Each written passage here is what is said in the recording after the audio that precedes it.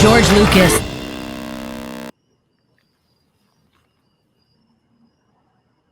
For what? I don't know why you would ask me that question, because we've long ago established that I'll paraphrase the famous, iconic thank you callback from Star Wars, where he says, "Oh, and you know," and I turn around and you say thanks. That's how we end the shows. It gives you a clean edit point. For what? For when we do the after show. The after show is like sassy, right? I mean, this is when things get unbuttoned. If it doesn't end in the next 30 seconds, I could see it going for hours. After show puts a little stank on it, does it not? Puts a little stank on it. After show puts a little stank on it. Well, I've been having a really... Now is the after show. That's what we're in. Now it's the after show. The wrong graphic. And one of the things that I think is one of the things I like about the after show, and Patrick, I do think it was a good idea to start having a clear divide between what the show is and what the after show is, even though it is all one piece. It's, you know, I don't consider the after show any less a show than the it's one saga told in multiple parts. Yeah. But I do always have a feeling at the beginning of these that the pressure is off. Sure. Yes. I mean, we can let loose, right? We can let loose, but we can also we can put the pedal to the metal, or we can hit the brakes a little. If you follow my automotive metaphors. Well, I'm trying to think. I mean, are there any segments, any sort of regular fan favorite segments that we have to do every single after show? Yeah. Are there any segments that feel like fundamental to the very format of the after show? What are you trying to say, Watto? Yeah, Watto, what are you trying to say? I'm saying it might be time for a little Julie Jamboree. It's a Julie Jamboree! Andrews, Bowen, Chen. I didn't have enough time to catch the other ones in the graph. It's a Julie Jamboree! Downtown Julie Brown, Julie from Julie Julia, but not the real woman. It was Amy Adams playing her, and the one in the middle I have no guess on. Yeah. The one in the middle, you don't know who it is? Yeah, who is it? I mean, it's my mom. What? Mama. My mom. Your mom? Yeah. Mama. Now I'm trying to get her to come in. Here we go. Okay. Julie. Patrick. Skipper. Hi, Julie. Skipper! No. What's up? How's tricks, Julie? Oh, what's up with you guys? Nice fan art tonight. Ooh-wee. What's up with you guys? What's up with you guys? Wait, hang on. Here we go. You ready? Oh no, what's he going to do? That's me being Boy. Sudeikis. Sudeikis? Yeah. That was fun. Okay. How was your day, Mom? It was very nice, filled with gardening. It was a beautiful day here. That's great. Who's this filled with gardening? Who's this guy? Filled a day Filled- spent gardening. Philip with gardening? Planted some tulips. Okay. All right. Yeah. Watto, this is Watto's segment, and he's not even leading the charge on this. Come on. It's not come my on, Watto. segment. It's Julie's segment. Okay, what do you want to say then? Do you have a message for Patrick? Julie, this is Patrick, you. you're on mute. I'm on mute? No, I'm not. Are you saying that as a punishment? Like he's in timeout? Mute. There we go. Now Patrick, you're on mute.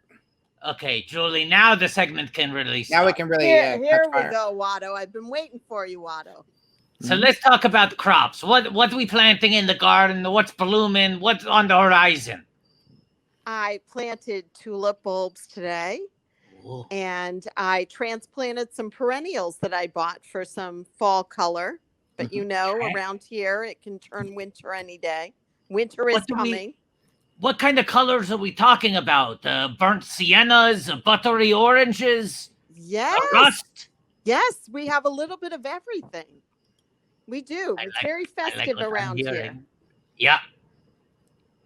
Julie, have you ever made a cornucopia? I have not, Watto. Have you? I never have, but I was thinking maybe now's the time to get into it. What if that became my thing? I think this year, if any year, it's the year to do that. You know, we Yeah. want to have a festive home since we're going to be spending a lot of time here. Thank you. Right. Yes. I mean, look, my family doesn't talk to me anyway, but I figure why not, make a little cornucopia on Central Park West. Yes. Maybe Yoko would help you out. That's the hope. That's the hope. I'm just trying to keep her active these days, because she spends so much time online reading all the comments. And I'm like, Yoko, you can't pay that much attention to the trolls. You can't do it. But she reads every single one.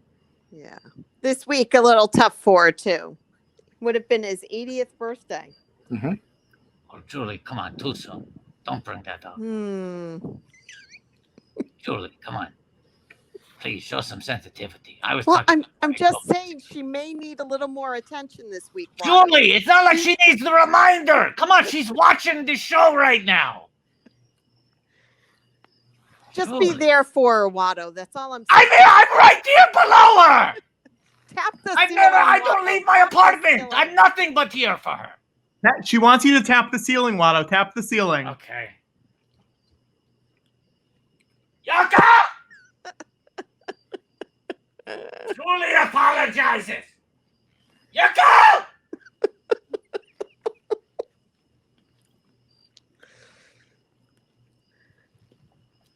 Okay. She says apology accepted. Watto, how was your sandwich? Unbelievable. Unbelievable.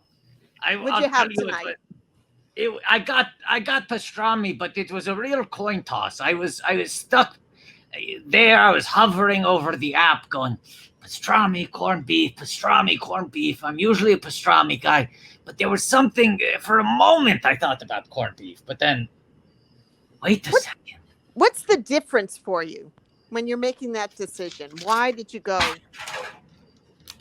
the way you did? Julie? It looks like what I ate for dinner tonight was crow pie, because look at me. I did, in fact, order hot corned beef sandwich. Oh, Watto. I didn't even remember what I had just eaten. It was so good. Watto, What's why did How why was the did key lime? The key lime was great. It was a little mini key lime. It was like a personal, but it was delicious. What's the difference? For me, they're very similar, and I'm no expert, but I know it's the difference of where you're cutting, what the cut of the beef is, but also it's the process of the seasoning and the brining, where I believe corned beef is a little saltier, but pastrami has sort of a more varied bouquet of flavors. I like them both. I got to be honest. I like them both. I tend to go pastrami, but then it shows you. Today I was playing like a madman. I flipped a coin. I didn't even remember which one I ordered. And both on rye when you get them. Oh, you got always rye. Yes, rye and mustard. Yes. And I don't go lean cut because for me, you want some of that fat. I like the fat, Watto. Yeah. Watto, I am slightly concerned that when you thought you were holding up the receipt to the camera, that you might have accidentally shown Patrick's email password, which is hot corned beef. Truly, I am sorry. I have once again doxed your son. He could change the password. No worries, Watto. Mm-hmm. He did. His username is Steve's world famous key lime pile at AOL.com, and his password is hot corned beef. Just go to 123 next, Patrick. Use 123. Switch That. Listen to your mom. Yeah, that sounds great. Wait 1 second. Yoko! Don't log into Patrick's account. Don't do it. You can't bring Captain America back to life. It's not an option. Okay, sorry. Yoko cannot get over the death of Steve Rogers. On and on and on and on. I'm like, he's not really dead. He's in the past. It's a timeline thing. Yoko. I swear to God, she misses Captain America more than she misses John Lennon. I swear to God. Wow.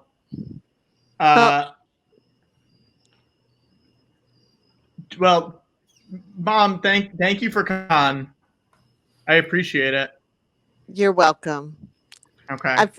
I've got plenty of stories for the week of Halloween. So if you guys need anything for Halloween, Do you have any Columbus Day Patrick stories? Yeah. Yeah, big Columbus guy over here. no, Does he like Italian food? he does. What's his favorite? I think he likes pasta and meatballs the best, or Pasta chicken and parm. Chicken parm. Chicken parm. Yeah. Hey, Yeah. you know, Like that. I was scrolling on Netflix the other day, and I see they have Hubie Halloween, but it seems that Planet Scum is the only place where you'll be able to watch Julie Halloween. Coming soon to the Julie Jamboree. Absolutely, Watto. I'll send you some photos. A little teaser. All right. Goodbye. Thank you. Have a good Yeehaw! It's a Julie Jamboree. Okay, so Andrews, Bowen. Yeah. Bring it back one more time. It's a Julie Jamboree. Andrews, Bowen, Chen, Cotnoir. Yeah. Then the Brown, Downtown Brown, the Amy Adams character, and Kaffner. That's the Mount group. Julie. But wait, now that my mom's gone, I'm getting a message. It's weird. I don't know.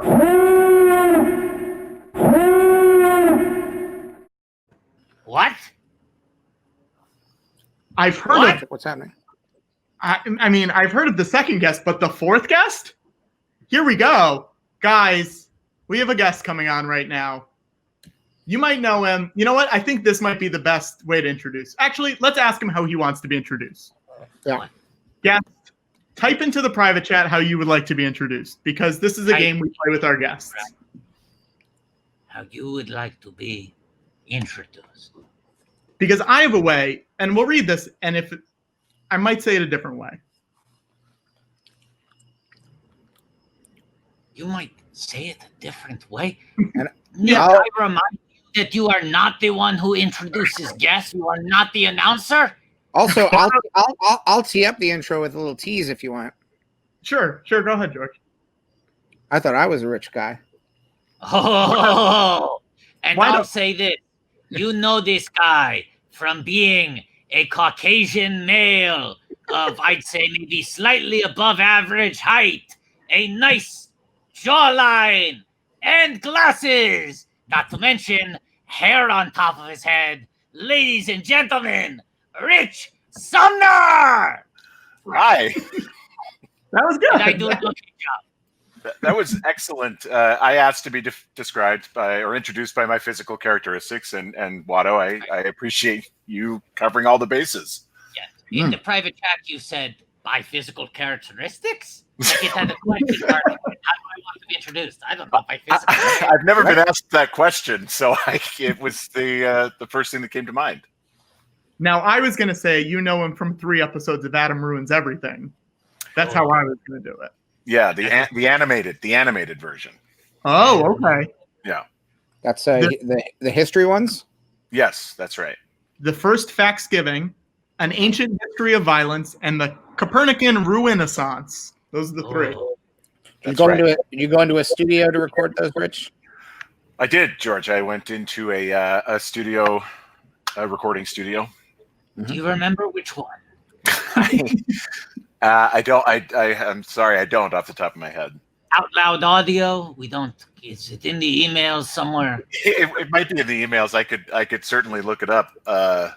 I just think this is going to drive our viewers crazy. That's a good question. Yeah, you know what? Give me a second. I'll find it. Kind of an incomplete story. You know, we don't want to hang George, in chat. George Watto, let's just wait. Let's just wait and see if he finds it. We'll just. Yeah, it's a good idea. Let me see here. Adam Ruins Everything. Reanimated History. Dates. Oh, here it is. You got to give us the dates too. Okay, great. Yeah, the dates were. This was Thursday, September 14th, 2017. Date.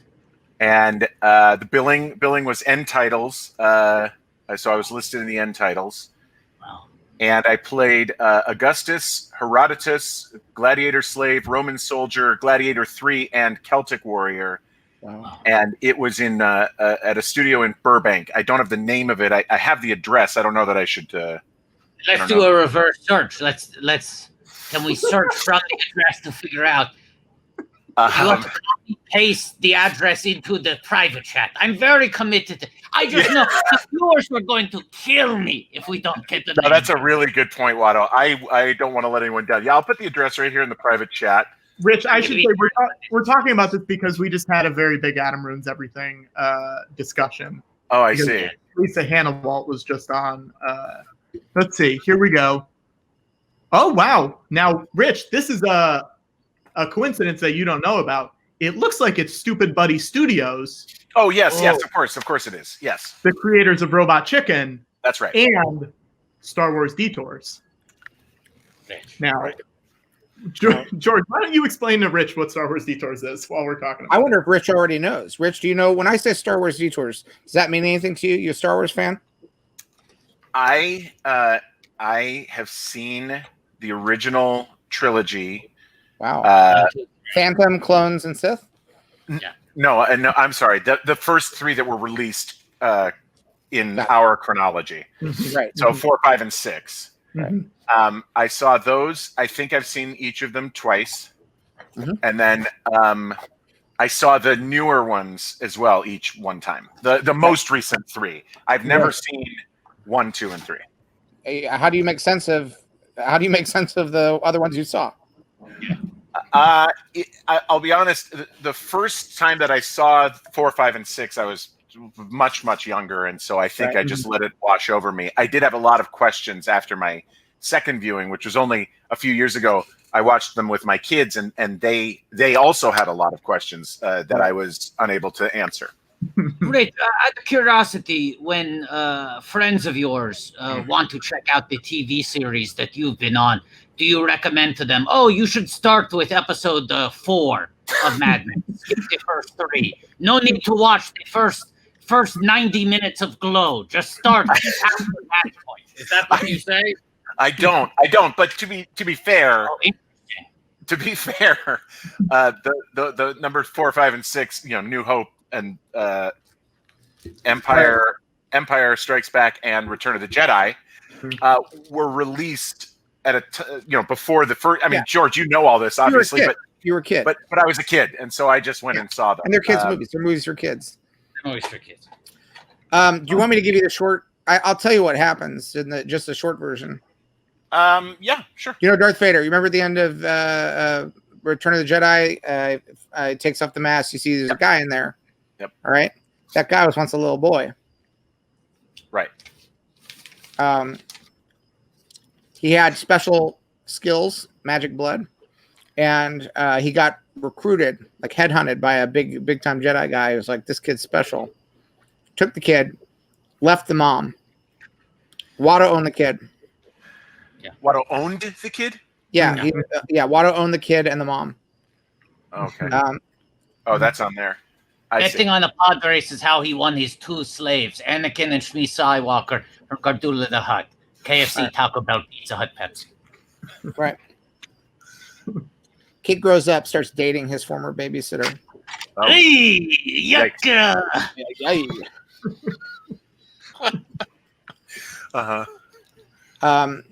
Gets her pregnant. Yeah. Is not supposed to get it. Oh yeah, it's twins. Oh boy. He falls in. He falls in with a bad influence. There's a politician. Well, first of all, he has a dumb friend who later becomes a senator and votes for basically the use of force. It's basically like the Gulf War thing. Do you want to pause this while Patrick's gone, just so he can hear the whole thing? Or? He probably went to take a nap. He always goes to take a nap. He always goes to I just want to make sure if you didn't already know it, Patrick, I want to make sure you get to hear it too. I got it. You have children, right, Rich? I do, yeah. 2 of them. You know, sometimes small, immature children can't get through a basic activity without taking a couple naps. Yes. Yeah, and then you need to give them a snack, maybe a little juice box, a cracker or something. Sure. Yeah, now you know what it's like having a producer. I see. Okay. Yeah. Thank you. Yeah. So one senator votes to give the other senator unlimited power. This senator's kind of a mean, tricky guy, and he tells Anakin, this little boy who turns into Darth Vader, tells him, listen, you better give in to your anger or else your wife's going to die. He's like, oh, no, not my wife. She's pregnant. I don't want my wife to die. I guess I better give in to my anger. So he gives into his anger, kills a bunch of people, kills a bunch of children, gets into a fight with his best friend. His best friend, they're fighting on a volcano planet. And his best friend says to him, don't you jump up here. I'm higher than you. You'll regret it. Anakin doesn't listen. He jumps up. His friend, in one move, chops off his arms and legs. This infuriates Anakin. He's furious about what his friend just did to him. He's lying on molten lava. He's sliding into the lava. And he says the one thing that a friend should never say to another friend. It's a real red flag. He says, I hate you. So mean. But in some ways, I forgive him that because A, he's just giving it into his anger. Also, his friend just chopped off his arms and legs and he's burning. He's on fire. Yeah. And his friend walks away, leaves him there. So the bully senator that had kind of talked him into it builds him a big robot Darth Vader suit. And this thing, it's got everything. You can go to the bathroom in it. It's great. Mm-hmm. But he wakes up and he's like, what happened to my wife? And he says, oh boy, you guys, she's dead. She's dead. Right. The one thing that he didn't want to happen. So he's like, I guess this is who I am now. I guess I'm Darth Vader now. Now he's truly has to give over to that anger. Yeah. So it's like, what do I have now? What are my options? Right. What, I'm going to go hang out with my friend? He left me for dead on a volcano. I have nothing. I might as well do this. I guess I'm Darth Vader now. That was actually a line of dialogue. I replaced it. He says, no, like that. And then originally in the first draft of the script, I had him say, I guess I'm Darth Vader now. And then I thought, no, the no is so strong. Let's cut on the no. Yeah. Yes. Because that's okay. And so that's the 3 movies. Now the 4, 5, and 6 makes sense, right? Yes. Oh, also he hates sand. This guy can't stand it. Rough. I don't- Of course, it gets everywhere. Did that get referenced in 4, 5, and 6? It's all subtext. It's all just under the. It's like Yeah. watch it now and understand like when the first time that you would have seen Darth Vader in episode 4, he comes Right. storming into the room and he looks around. You know what he's looking for? There better not be any sand in here. Good, no sand. And he keeps walking. He approves. It's a sand-free hallway. A dustbuster under his cape, and he's ready. If there's any there, he's gonna just. Yeah, right. It sounds. I should probably go back and watch these again. Do you Show have your Disney- kids. They're kids movies. Their kids Do you have do Disney different. Plus? Do you have Disney Plus? I do have Disney Plus. Yeah, It's free. You have free Star Wars 24 hours a day. that's true. That's the dream. But It's free. the one thing you All don't you have have, to though, do is pay money, and then it's free. the one thing you don't have, and this was all just a prelude to this, is Star Wars Detours. Right. Which I'm going to tell you what that. Yes, That please. is the final Star Wars project that I personally worked on. We made 39 episodes of an animated Star Wars comedy show called Star Wars Detours. And it was just like Star Wars, but funny. Okay. We kind of spoof and goof on it. Kind of like it was the Robot Chicken guys. You know, that was the inspiration for it. And they worked on it. And so I said, you know what? Let's not wait for the green light from some network. You know, normally the way TV shows are made, some big executive says, yes, you can make your show. Make one. Show me it. You know, I like it. Make more. And they're always, you can make 9 more. You can make 10 more. They're always telling you what to do. I said, we're not going to wait for that. Let's just make 39 of them, and then we'll just give them completely to somebody. So I made 39 episodes of Star Wars Detours. We wrote, I think, like 60 or 70 episodes. We wrote a ton. And I was thinking, this is very low risk because it's Star Wars, it's George Lucas, plus it's funny. It's a gimme. Yeah. It's a gimme.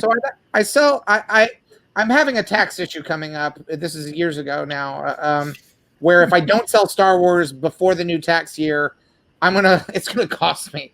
So I was in a hurry to make this deal. So I'm like, okay, I want someone good. I want Disney to own Star Wars. They're gonna give me money. I'll get. Let's sort this out. And in my haste, I just assumed that in buying 39 fully completed episodes of Star Wars Detours, that Disney would do the thing that they are perhaps most famous for doing with animation, which is releasing it.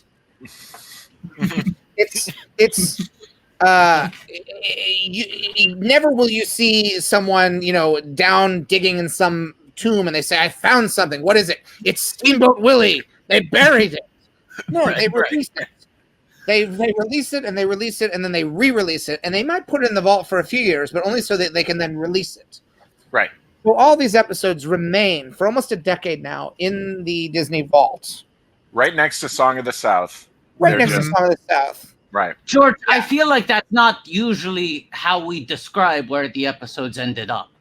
Well, yes, they took the 39 episodes. They said, thank you very much for the episodes. And then they put them on a shelf. I did it. I finally did it. I It finally only took 5 months. I bought a fucking shelf. I was going to ask what you were working on there that entire time that George was. It's called the slow burn, baby. Watto, you think Billy Lynn takes a long halftime walk? You just got wattoed, baby. You just got locked. I did. Bitch, that joke is months in the making.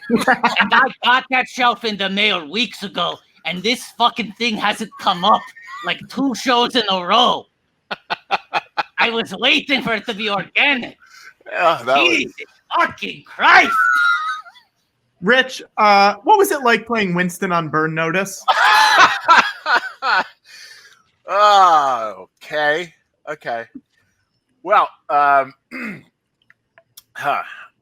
actually, I was just thinking about this the other day because I was for Burn Notice, I was in Miami for about 2 weeks. Yeah.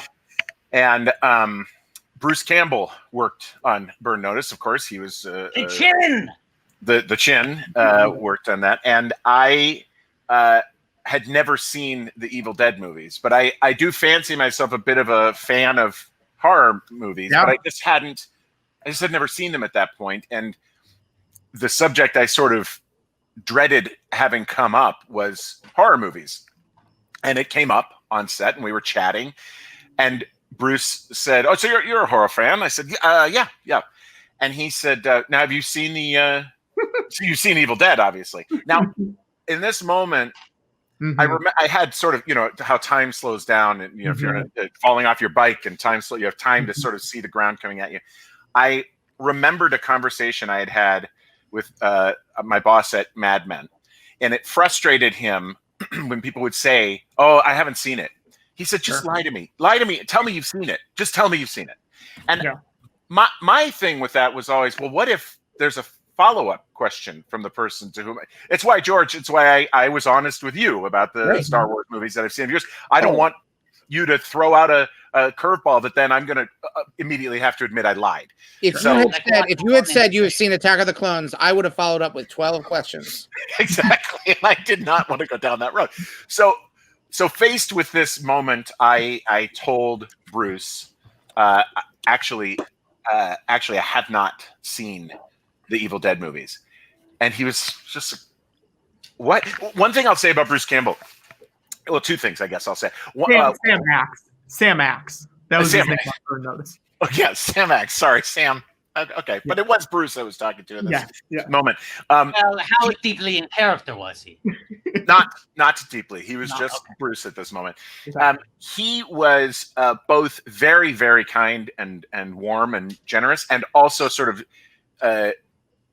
knows his deal, knows where he fits in the world. And so he just was like, "You haven't seen the Evil Dead movies?" I said, "No, I haven't. I mean to." He said, "Well, you got to see those movies. They're classics." And I said, "No, I know. I do have to." He's like, "I don't even know. What are you talking about? You haven't seen it. You're a horror fan. You have to see those movies." And I was like, "Okay." But now, and sometimes you might think, George, it's similar with you, actually. You didn't berate me for not having seen those movies. You said I should check them out. The night is young. That's right. Exactly. But I just described them to you in minimal detail. That's right, which I appreciate, and maybe I'll see them sometime. But as I said to Bruce in that moment, I will see them. So I had a couple days off from filming. I went to my hotel room. I tracked down the movies. I think I found two of them in movie stores somewhere in Miami, and the other one I think I ordered Army of Darkness from Amazon just to get it shipped to my hotel. And I watched all three. By the next time I saw him, ready to sort of like go into it with him, and he was like, "Hey, Rich, how are you?" And I said, "Hey, Bruce, hey, by the way, I watched the movies." I was like, "Oh, that's great." And that was the last time I spoke to him about the Evil Dead movies. Well, Rich, let me ask you, which ending of Army of Darkness did you watch? Well, George, now I'll have to say I haven't seen Army of Darkness since Wow. then. So I did. I'm currently watching a bunch of 80s horror movies, and I just a couple of weeks ago saw Evil Dead again for the first time since then, and I just 2 days ago saw Evil Dead 2 again. So you're for the on first track. time. Right. So I will get there. I mean, Army of Darkness is in the 90s, but I will get to see. There are different cuts of Army of Darkness, and I want to recommend to you, because there's one that is the S-Mart ending of Army of Darkness, and that's, I think, the original theatrical ending. But there is an alternate ending that the Rip Van Winkle ending. Yeah, that it's on YouTube, and just on its own as a standalone ending, I think it is one of the great endings. The S-Mart ending is fine, but the other ending is a true work of art on its own, even as a deleted.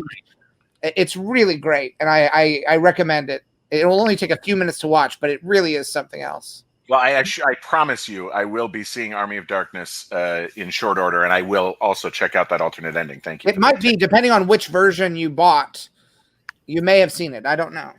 Yeah. And I recommend the TV show. Ash really? It's fun.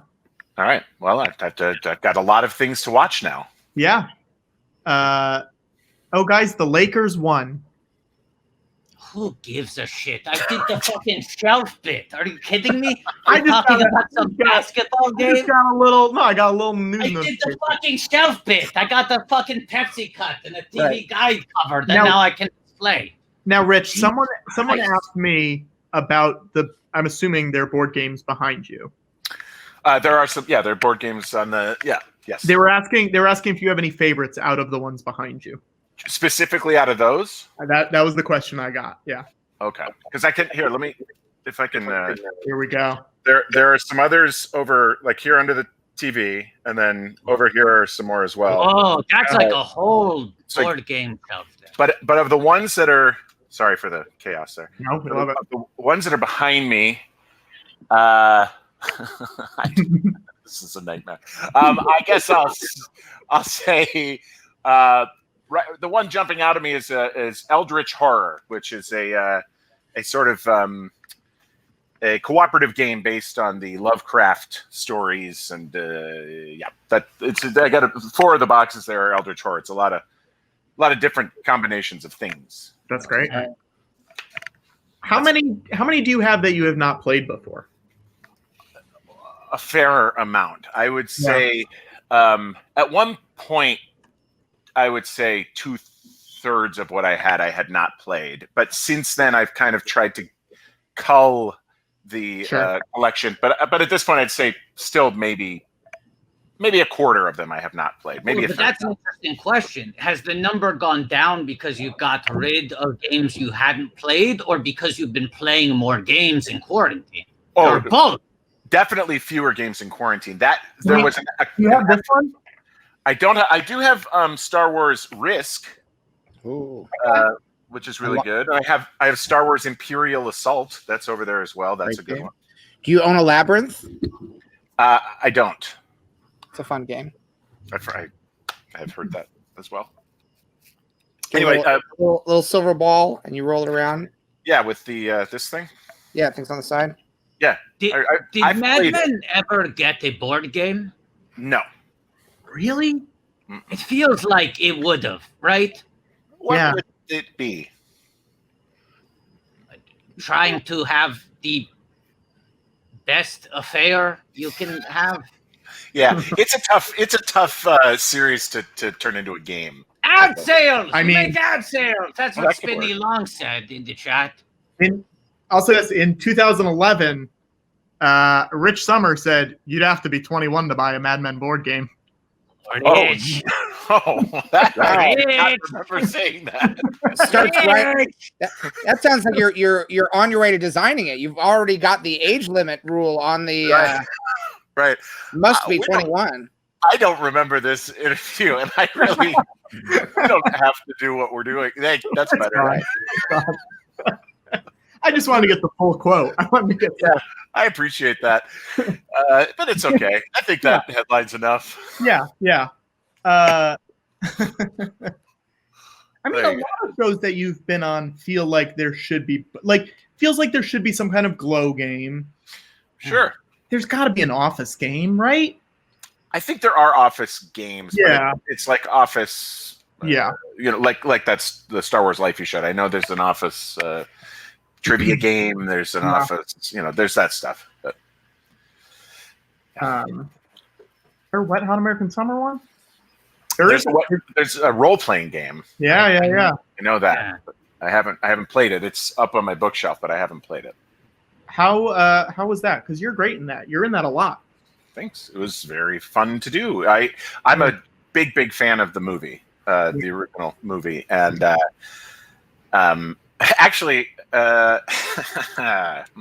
my agent, she's since passed away, unfortunately. But one of the conversations, I just referenced this conversation with her a couple of weeks ago, with someone else, and when I got the phone call that I was going to get to do Wet Hot American Summer, I became a little emotional because, again, it's such the movie. I just love it, and having become friends with David Wayne and Michael Showalter over the years, I still never fully expected that. I never dreamed that would mean I would get to be a part of the work that they did. And so I became a little emotional. I said, no, Gabrielle, you have to understand, this is like if a huge Star Wars fan got a call that they were going to be in one of the new Star Wars movies. And there was a very long pause. And she said, this is not Star Wars. And I said, yes, I understand that. It's just meaningful to me. Right. So, But it's prequels. It's a prequel and then it's a sequel. That's right. And the first one came out. So, I mean, it kind of is. It kind of is. Yeah. You weren't wrong, but you also were wrong. Yes, I understand. Yeah. Rich, do you know a party game called The Resistance? Yes, I have a copy of that over there. I found a post from BoardGameGeek.com in 2011, right around the same time you made your infamous remark about needing to be 21 to play the game. I'm going to send it to Patrick right now, but someone made their own custom Mad Men version of The Resistance. Really? Oh, good. I was pretty sure that was going to be me talking about The Resistance on Board Game Geek because I have spent a lot of time on Board Game Geek over the years. Well, now I know what to look for. Give me a second. We won't do that. Here we Sure. go. Mad Men retheme. Look at these pictures. I'm curious, as a board game fan, how this retheming looks to you. Is that Dynamo's stuff? That is, I was just going to say that art is done by Dynamo. Dinah. So can I tell you that Dinah became sort of unofficially / officially involved with our show. Yeah.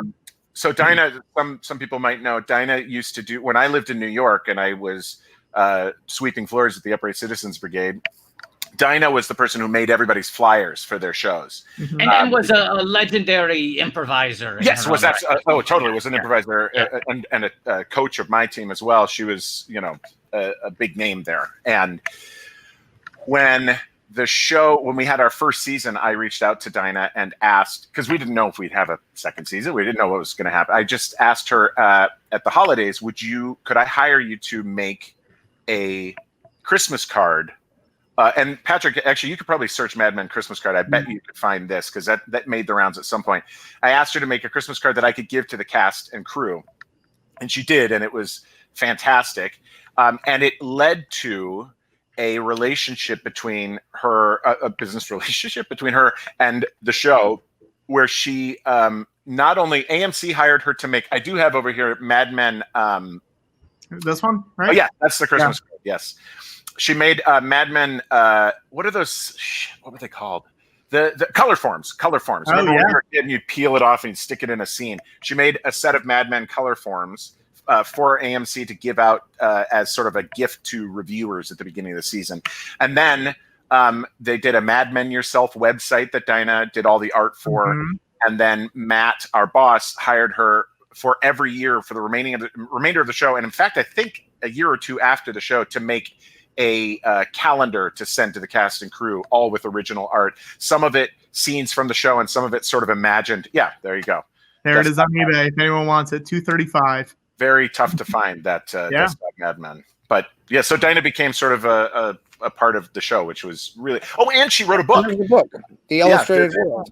That's right, and it's really great. And I wrote a little piece in there about learning to tie. Right now, who's going to get it? Only one left in stock. That's it. It's great. Wow. It's really cool. Yeah, it's very fun. Yeah.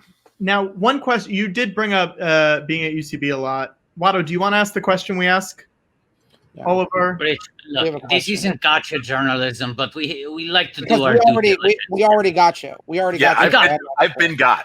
Yeah. We got you on this show. We got Watto pretty hard with the shelf. I don't know if you remember the shelf. No, I do remember the shelf. It was phenomenal. Yeah. Probably one of the 2 or 3 proudest accomplishments of my time on the show. I'm honored to have been a part of it. I insist on patting myself on the back for the remaining of this stream. But Rich, can I just say I cannot wait to go back and watch how that all unfolded in the telling of watching you.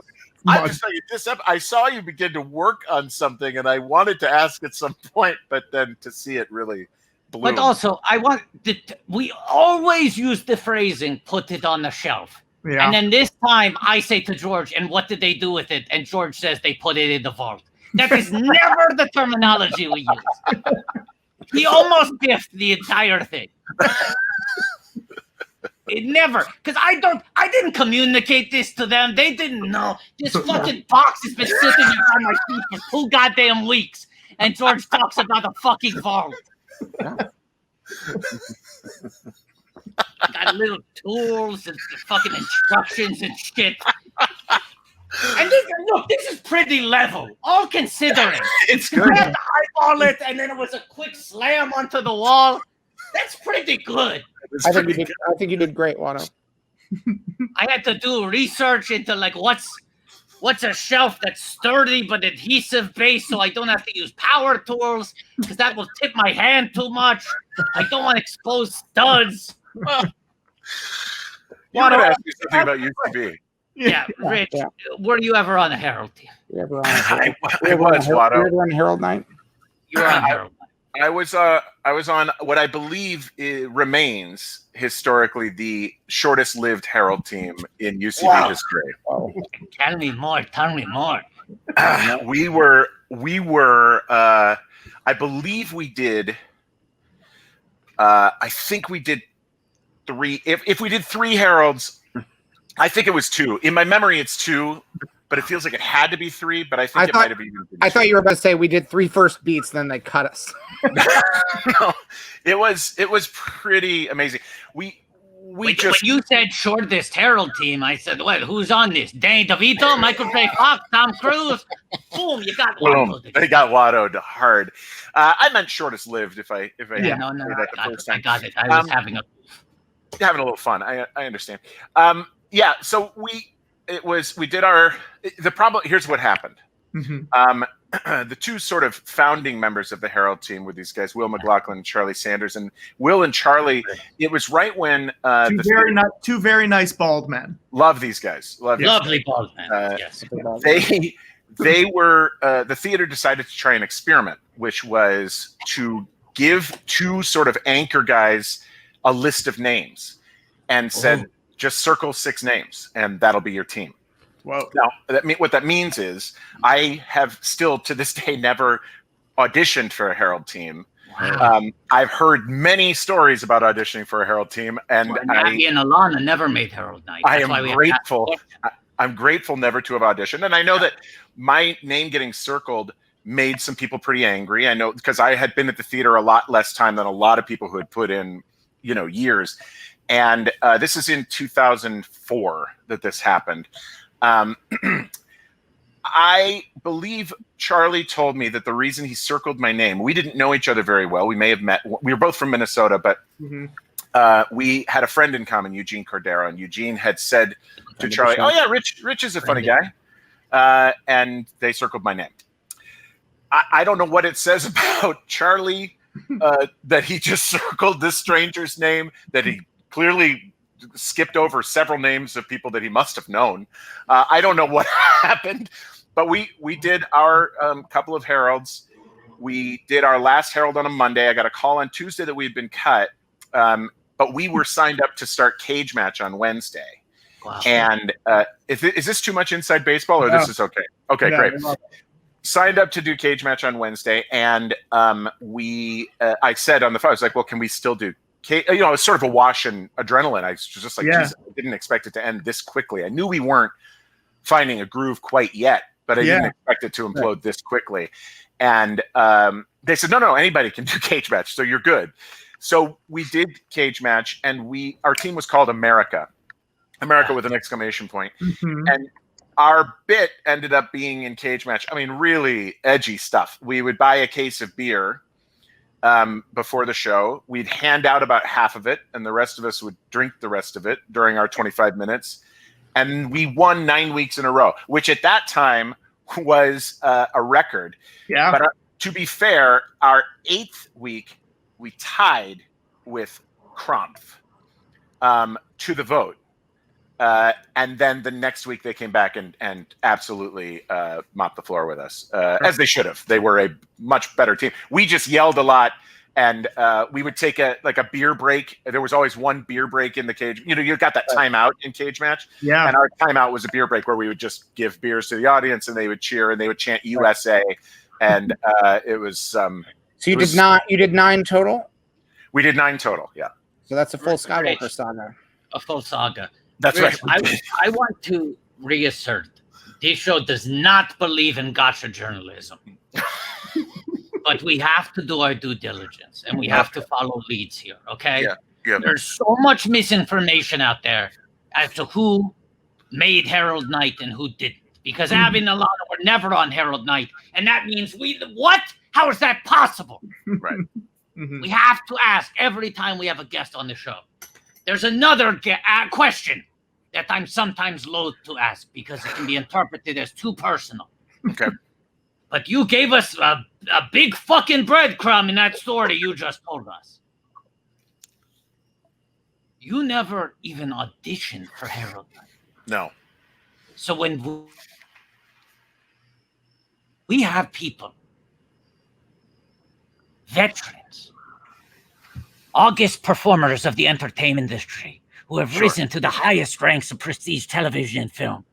Yes. We like to ask them what their status is, if they still do reads. But you have already given us the answer. At least with regards to Harold Knight, Rich Sommer is offer only. only for Harold Knight, I assure you.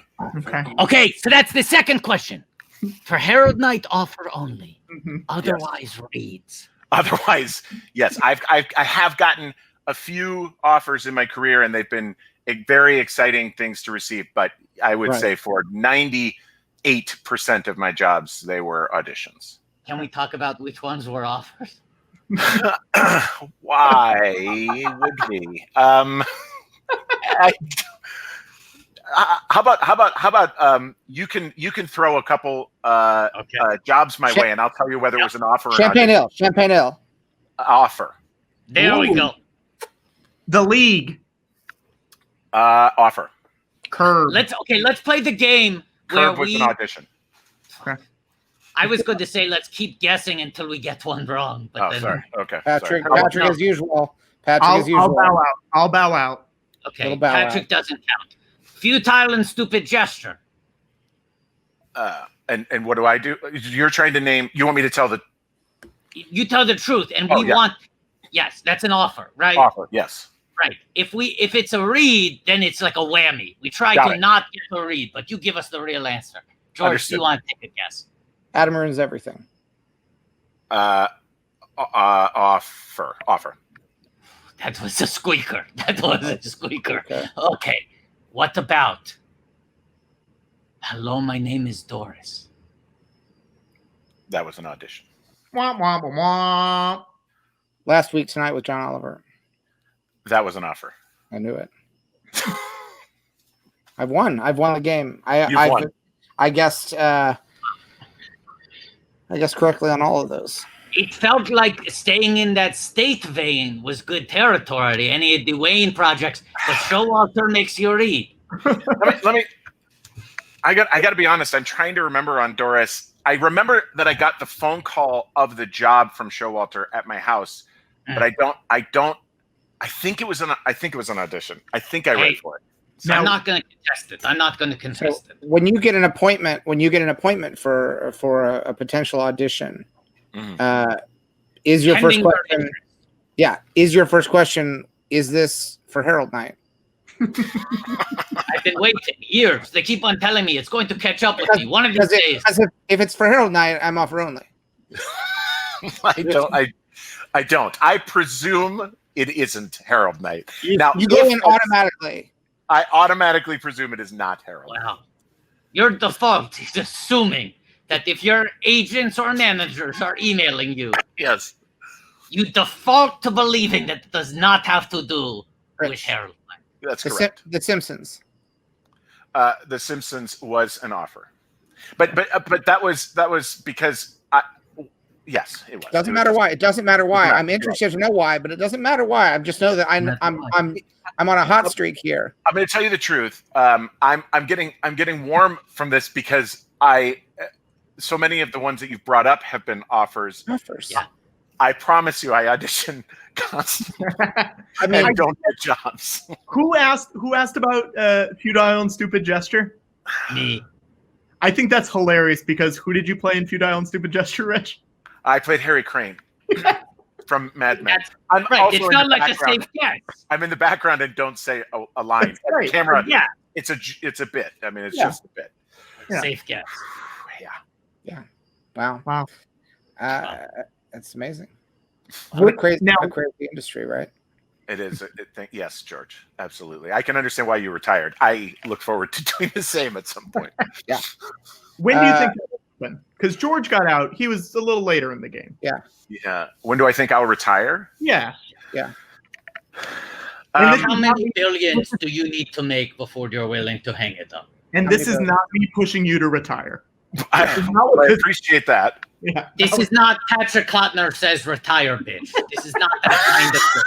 I would love to someday be a guest on Patrick Cotnoir's Retire Bitch, where Patrick berates every guest into considering retirement. Think about He's it. a nasty bitch who lives for the drama. That's what we say about Patrick. Well, I'll say this. Not to get crude, but occasionally I've dabbled in comedy that is sexually explicit. Howard the Duck would be an example where Duck Tits and Play Duck magazine. Yeah. I don't even know if you're aware of this, but I mean, you go to a person's IMDb and everyone wears many hats. You have special thanks. You have when were you yourself and archival footage. I have producer, director, etc. Things like that. Uh-huh. But your bread and butter, your main thing that you would identify as is an actor. Yes, you say I'm an actor. Yes. Right. You currently, do you know how many credits you currently have? I don't. 68. You You are one credit away from having a very funny. Here's how we do this. Rich, That's how we do it. play. No, because this will go as self. Oh, go right. But But unless you play a character right now. Can you debut an original character? Rick! Yeah. I feel like we all had the exact same idea at the same moment. And I like that we didn't even have to explain to Rich. He ran away enthusiastically to prepare. He could have just done it. No, he couldn't. No, he couldn't. No. See, I was going to be a stickler about that. What if he comes back with the Harry Crane mutton chops? Here we go. Okay. Ding dong, ding dong. Who is this? Hello? Hey!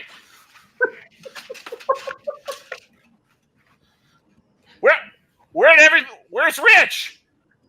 Hi, who are you? Steven. Steven, what's your last name? What's your last name so we can get it on IMDb, Steven? Charleston. Steven Charleston, welcome to the show. Thanks for having me. I'm on a show. I'm on TV. I always wanted to be on TV. You are. This is huge. You're actually talking to retired filmmaker George Lucas. And Watto, the slave owner. And Patrick. From the Star Wars movies? From the Star Wars movies, yeah. I've seen all 9 of them. Whoa! There's more if you count the Star Wars stories or the Ewok movies. Right, I was going to continue. Of course, there's more if you count the Ewok movies and the Star Wars stories. Ewok movies and the Star Wars stories. Yeah. Wow, Steven, what's your deal, man? I'm just a little shorter. I'm a little shorter than Rich.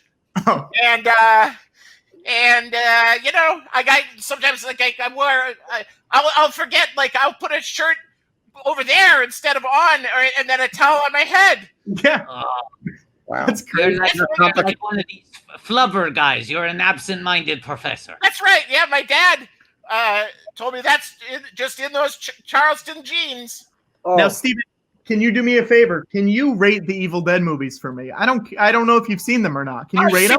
All of them, all 3, and the TV show. Whoa.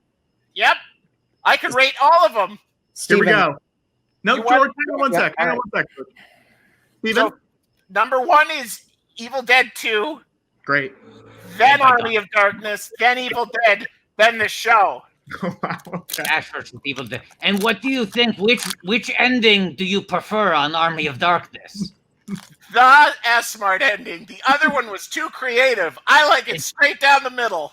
Wow. What is your like job, Steven? No job. No job. Nope. Just hanging out at Rich's. Where'd Rich go? I thought I heard him a second ago. Here. Steven, do you have anything in nearby to you that is like a candy or a small carrot, any kind of small food that you can eat on camera? Yep, just a sec. This is All right. George. I don't know if we're able to get bumpers for this, but this is going to be a segment called Charleston Chews. Charleston Chew, I believe in you. Charleston Chews, he's got nothing to lose. Ooh.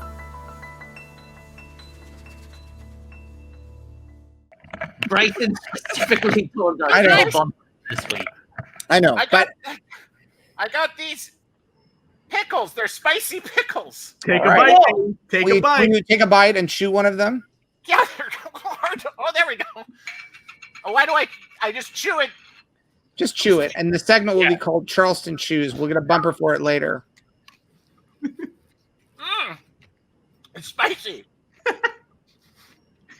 right, now we've done it. Charleston Chew, I believe in you. Charleston Chews, he's got nothing to lose. Ooh. Hang on, Steven. Can we talk to Rich for a second? Oh, let me see if I can. Rich! Yeah. Hey, Rick, just a sec. Okay. He'll said just a second. Okay, great. Okay. This is gonna be fun. This will be fun. Yeah, this will be fun. We got to make him work for that credit. You don't hit 69 without breaking a sweat. Now, we don't want anyone to add him as himself on IMDb. He has to be added as Steven Charleston, or else it will And I know not. that Bryson said no bumpers, but I do secretly believe in him. I believe there's a chance we'll get a bumper. Bryson pointedly said, no bumpers, I need to decompress. And George is needling him for bumpers. Steven, you left the pickles over by the computer. Oh, man. Hey, guys. Hey, Rich. Hey, Rich. Yeah. How are you? I'm great. How are you guys? What? How did you meet your friend Steven? We met at a movie premiere. Which movie? What picture? It was at the it actually wasn't a movie. It was at the New Girl season 3 premiere. He was outside, and I bummed a cigarette from him. And now he lives with you. Now he does. Would you say he's your best friend, Rich? Oh no, absolutely not. Are you his best friend? Are you his best friend? I am absolutely his best friend. We should ask him. Rich, wait, Rich, can you get Steven back? We should ask him if he's your best friend. Yeah, just a sec. Hey, Steven, they want to talk. I can't. I'm busy now. You are? Oh, but we were just over. No, I'm busy now. Rich, ask him if he's your best friend. Oh, okay. Oh, just ask him if. Yeah. That's all we Steven, needed. I'm sorry, Steven. I told them that you're not my best friend, but am I your best friend? Absolutely. That's what I was saying. There's the answer. No, we work hard for definite answers here in this. Yeah, you really do. Rich, where did you go? Rich, where did you go when Steven came on camera? Where were you? It was over. There's another door here that I went in. Now, Rich, What? Watto, go ahead. Ask your question. What were you doing over there behind that other door? I was reading a text message from a doctor. Fuck. Now, Rich, I have a question. It's 2020 right now. A lot of stuff has changed this year. Where do you think Max from Celeste and Jesse Forever is? Has he found his Celeste or Jesse? I don't know. That's a really good question. And to be 100% honest, it's not something I've considered at all. So I don't know. I guess he's married and happy. That's great. Never thought about that night again. Okay. You want to hear something weird? Yeah. Watto once genuinely ended a relationship because of that movie. What happened? Watto went to see that movie by himself and then was like, oh, weird. I think if I wasn't dating the person I was dating right now, I would never have any impulse to speak to them ever again. The only thing we have in common is that we're dating. And it sent him on an existential tailspin. Wow. Yeah. I mean, yeah, that movie it forces some questions. Yeah. It really did. Yes. Yeah. Yeah. So that was, it turned out that, it was not really Watto and Carol forever. Right. Carol Channing. I was dating Carol Channing. Oh my God. You had nothing in common with her except that you were dating? Nothing. I thought the showbiz thing was enough of a tie, but we have very different approaches. Right. I'm more business oriented. Yeah. Wow. That's a good story, Watto. Thank you. Hang on. I do want to. Now, we might have an issue here. Why's that? We have an issue, guys. This is a problem. What is the problem? What's the matter? Hang on. Oh, let me refresh this. What's the problem? If you go to self, it puts No. them under self. Nope. Why is it there? I don't know. It says Stephen Charleston. Someone's got to edit. Someone needs to fix this. I don't care who does it. Someone needs to, though. Wow, you don't care who does it? I don't care who does it. I don't care. Patrick, what if it's those guys that tried to kidnap the governor? Let's have some standards. You want them to do it? You're telling them to do it. You're dog whistling for them to do it. I want someone good. I want someone who likes our show. Yeah. I want someone. We have lots of good fans who are willing to edit this. I'm not willing to just let anybody edit our IMDb. It should be someone good, like that senator that got kidnapped. It's my IMDb. Yes. It's not yours. It's our. It's all belongs to all of us. It's the internet. It's the internet. Right. Patrick, have some standards. You do a great job on this show, and then all of a sudden you let quality control go out the window. Someone was napping at the wheel. That is truly infuriating. It ought to be. It is. All she wanted was for people to wear masks and follow some basic safety instructions. Infuriating. I think we've gone down taking a hard left, but Patrick, I don't think it's a hard left. I think it's a moderate stance. There's no need to resort to that kind of behavior. I think you can be against this across the political spectrum. They were in the wrong. That's a fair point. Rich, tell me about Noah on Grey's Anatomy. I don't know where. Is Noah here with us tonight? Could we speak to Noah for a moment? That's how we get to 69. No, I've done what I can to get us to 69. I will say this. What I remember about that Grey's Anatomy. Sorry, I have heartburn. Oh no, the pickles. I don't know why Stephen should have the heartburn. Stephen ate the pickles. But I have.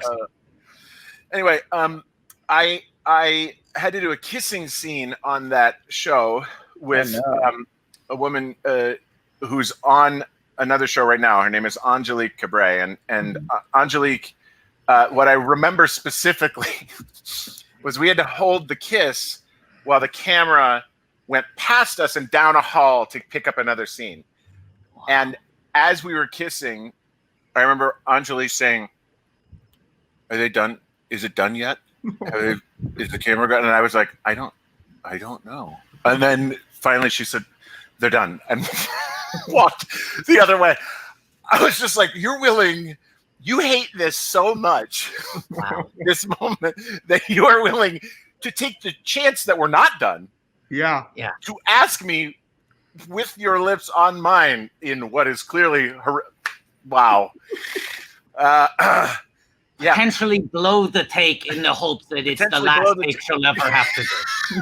With me, yes. It's what I think about whenever someone says Grey's Anatomy. I think of the feeling in me in that moment. Yes. Wow. Wow.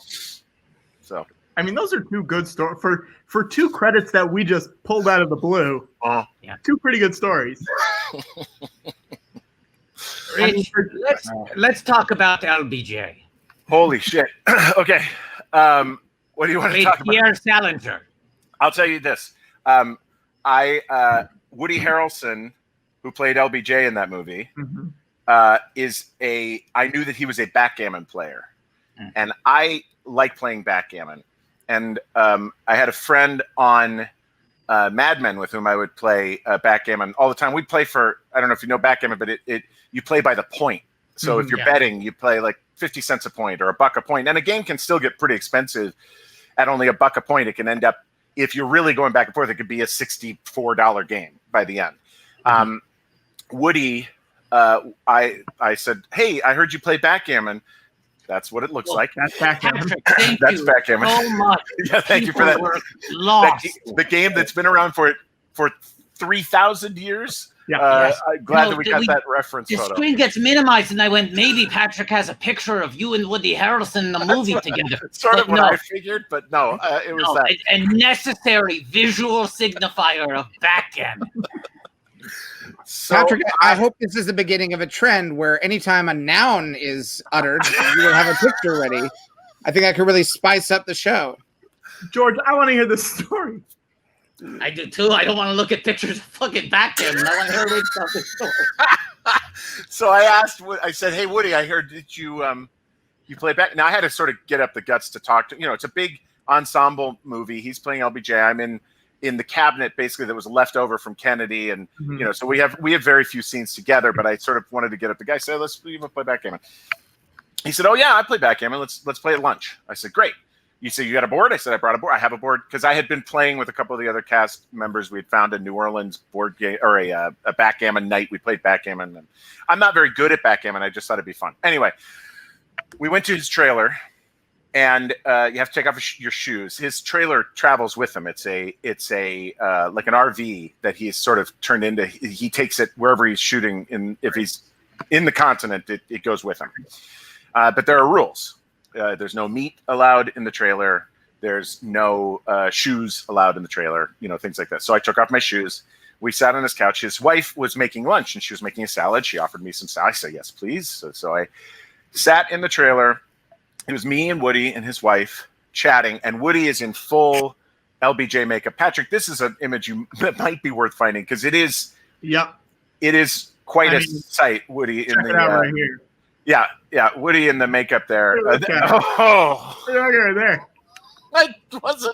I wasn't hoping for you to zoom in on. I was talking about Woody's. Woody. Yeah. But thank you for that. There we go. So Woody's sitting looking like that. Me looking like I did in that other shot there. Sitting across from each other on a bench, eating salads, barefoot, with a backgammon board between us, and playing for Woody's minimum stakes, which was $20 a point. And again, the game can quickly get to where you're playing for up to, sometimes 64 or 128 times what you bet. So I said to Woody, $20 a point is a lot for me. And he said, well, it's, I usually play something more than 20. And I said, right, but you, to be fair, you make a lot more money than I do. Yeah. And he said, all right, well, let's do 20. I said, okay. And we played, and I lost over the course of 3 games something like $120 in short order. What a relief. He happily took it, which is fine, as he should. He should. We gamble. He absolutely should take it. Yeah. I consider it still $120 that I spent to sit with him dressed as LBJ in bare feet playing backgammon. It was worth every penny. But it was a tax on the story. It was a tax on this. There's a story tax. Yes. Yeah. There you go. Look at this. There you That's go. him saying, you give me my money. $120, please. Yeah. The stack should be this big, and I want to just place it between my fingers. I can't believe you have a picture of the exact moment he was That was asking it. for his money. Yeah, someone was there. I don't know who took it. Well, you took that picture. That's right. Well, it was his wife because he's looking at me. I'm just over here off camera. So He's barefoot on the RV. That's right. I will say I understand what your point for what that story was, but I found it completely unrelatable. The stakes were too small. It was too small. Gotcha. It's like I lost a penny and I spent all week crying about it. Not even that. It's like, oh, I dropped a penny and a little bit chipped off the edge. But again, it's all relative. It's all relative. Sure. I mean, it'd be like you losing. That'd be a good tagline for Star Wars. It's all relative. Yeah. Yes. Yeah. When was the last time you saw a $20 bill, George? I've seen $20 bills. When was the last time you had one in your pocket, George? Oh God, I don't have any money in my pockets. Yeah. Where do you keep it, George? In the cloud. Oh, wow. Rich, I have a really, it should be a simple question for you. Okay. Who is Mr. Stash? He's a simple guy. Yeah. Who wanted nothing more in life than to have a mustache.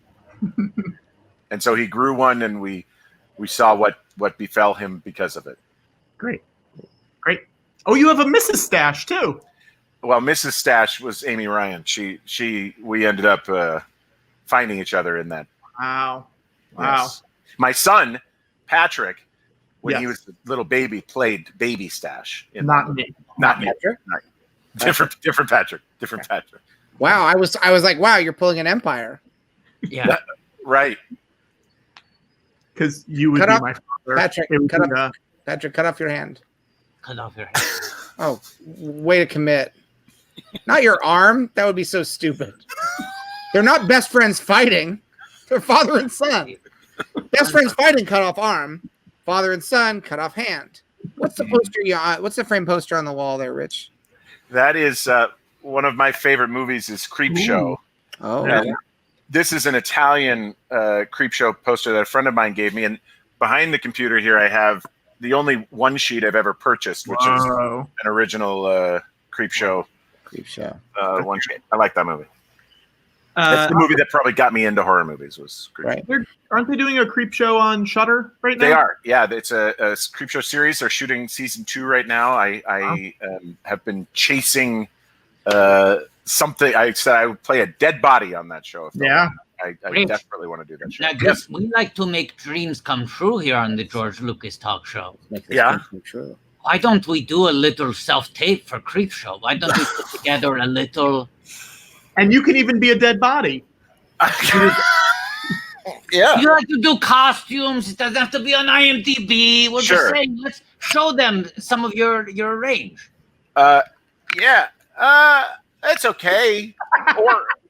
Or whatever. Listen, I'll do whatever you guys want, obviously. I don't know. I mean, we don't even know what they're doing at this point. Downhill from the shelf. I don't know how we're going to keep this thing going. Rich, who did you work with in Devil Wears Prada? I worked with Anne Hathaway, Tracy Toms, and Adrienne Grenier. The big three. Those were the people with whom my scenes happened. However, I did get to so Devil Wears Prada is my first job. You know, I had done commercials. Mm-hmm. I was living in New York. I did my grad school showcase on July 25th, 2004. On July 25th, 2005, I had the callback for Devil Wears Prada and was told that I had gotten it. And they told me in the room that I got it, but then the casting person was like, as she walked me to the elevator, she said, don't believe. They say that sometimes in the room. They have to go through the studio. They have to do all this. George, you know. They have to. Yeah. Never tell them before the fireworks. Wait till after the fireworks. Right. So then that August, I got married in Minnesota. And on my honeymoon, we got a note from the people at the place where we were staying. They said, you need to go call your manager. We didn't have, it was 2004. So our phones didn't work up there, whatever phones we had. And so I had to go to a payphone with my wife and call my manager. And they said I had gotten the movie Devil Wears Prada. So my first job ever doing anything, we had 2 table reads for it. And at the second table read, Stanley Tucci couldn't be there. And so they asked me if I would read Stanley Tucci's part at the table read. So I sat across the table at my second table read ever that wasn't for a play in school or something, and read with Meryl Streep, and it was the greatest, just the greatest. I have been chasing that since. It was amazing. Rich, I have a big question for you. Yes. Because as you said, your scenes were primarily with Tracy Thoms, Grenier, Hathaway. Yeah. So your You friend, can say the big three. That's all you have to say. the big three in the movie. But obviously, if you're working on a film, on set, in the trailers, you meet some of the other people who you don't share scenes with, but are in the cast. Mm-hmm. Did you ever get to meet the Jarlsberg? A Jarlsberg? Yes, Adrian Grenier's character buys Jarlsberg cheese and makes grilled cheese sandwiches with Jarlsberg, and then shames Anne Hathaway that she stayed so late at work that she missed out on the Jarlsberg. I remember that now. I did not get to meet any of the Jarlsberg. I'm sorry. No. That's the thing. No, that's fair. I had to ask. No, I understand. Of course you did. We have to do our due diligence. Yes, I understand.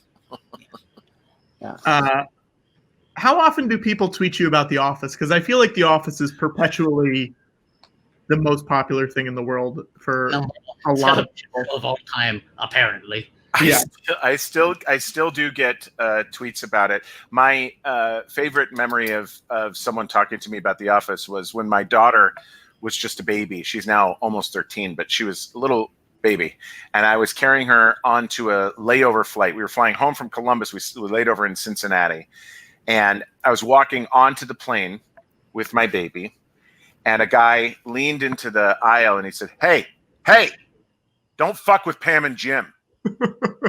And this is when only one of my episodes had aired. It had been clear we were sort of flirtatious, but not where it was going to go. And I was like, and he did not smile.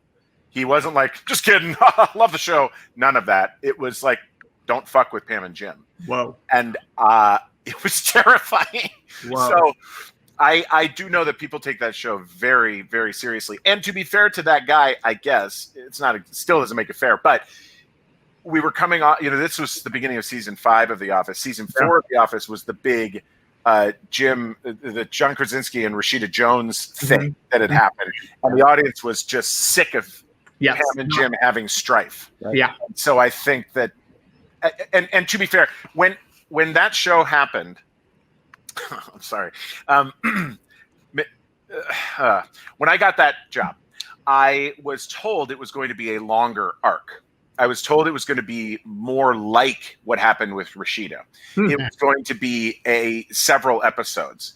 And in fact, I shot an episode that never aired because when the first episode aired, it aired before I had shot my 3rd episode. That's how you tell a story. That's right. Yeah. So, but the audience response to my appearance and Pam's clear flirtation with my character was so vitriolic, was so angry that they immediately changed course. Wow. I had a speech that I was to give in what was going to be my 3rd episode. They cut my appearance from the 2nd episode entirely and made it a phone call with Pam that she's out with friends. But there was a whole thing where I drew a picture of her and we had this very clear flirting thing happening at a tiki bar in North Hollywood where we shot it. And that's all gone. I'd love to see it, but it's gone.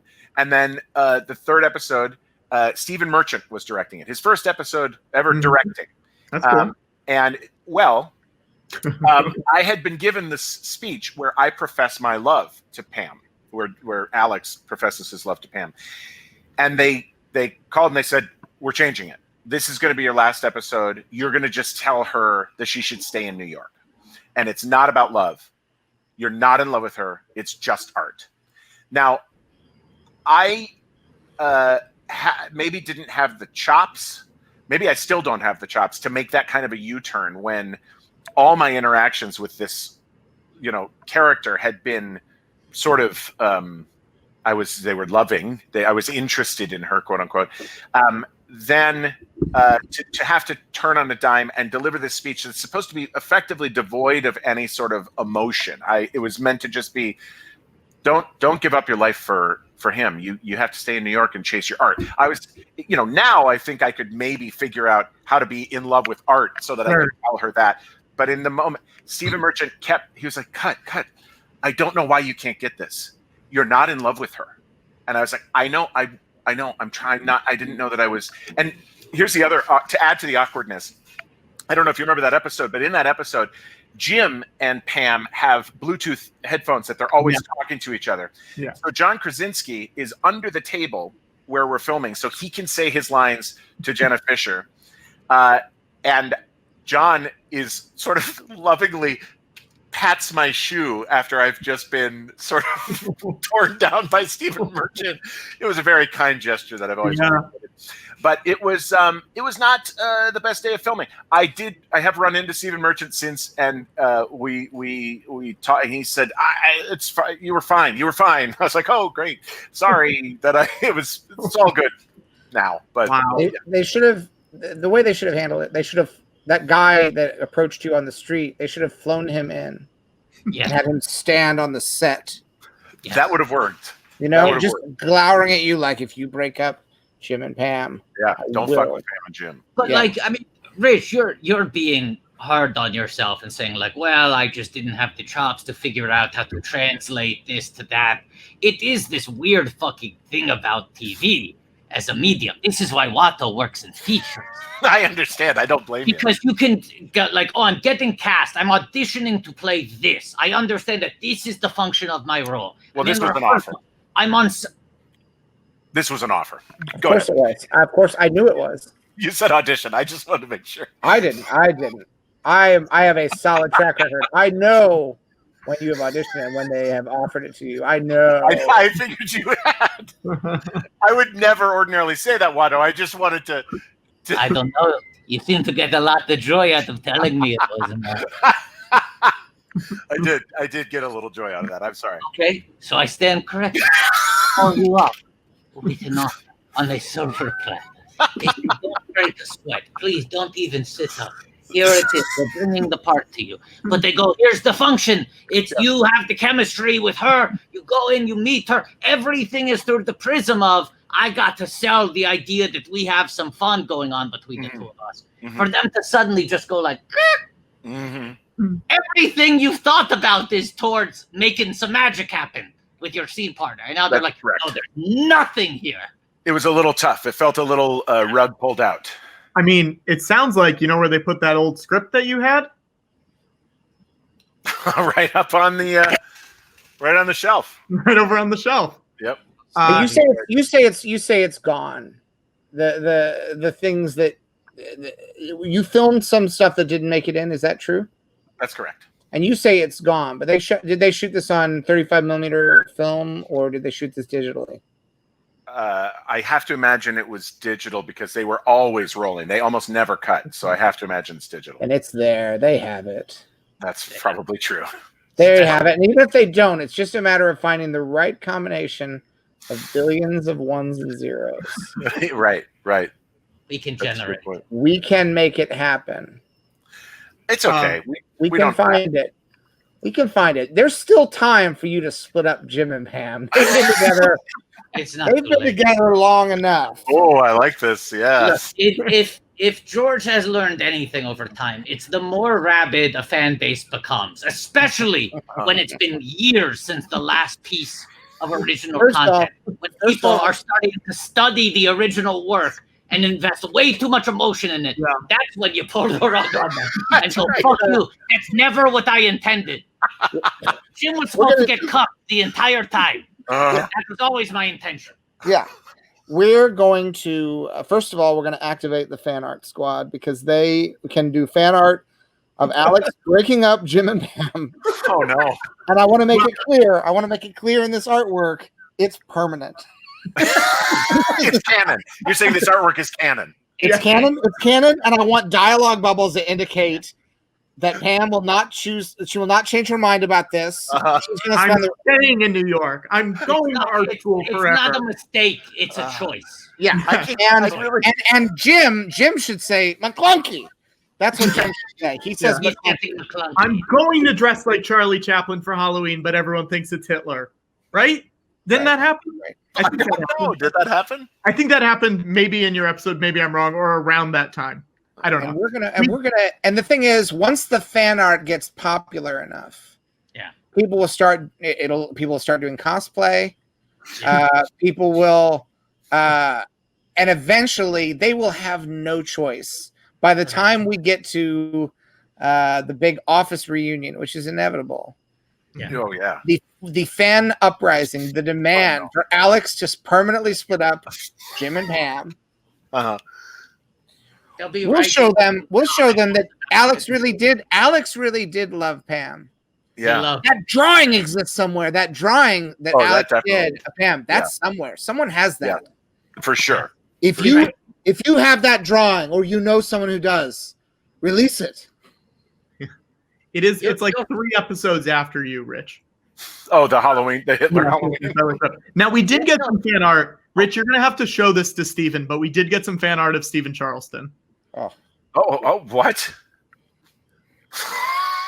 This is the only show where fan art arrives during the same episode in which it is inspired. Wow, that really came quickly. And the crazy thing is, it came 18 minutes ago, and I'm just getting to show it now. We were busy. That is great. Thank you. I honestly think Charleston is a great name for a series of some sort, and I think it would be great if that character's first appearance was on this show, and you ended up getting a series called Charleston.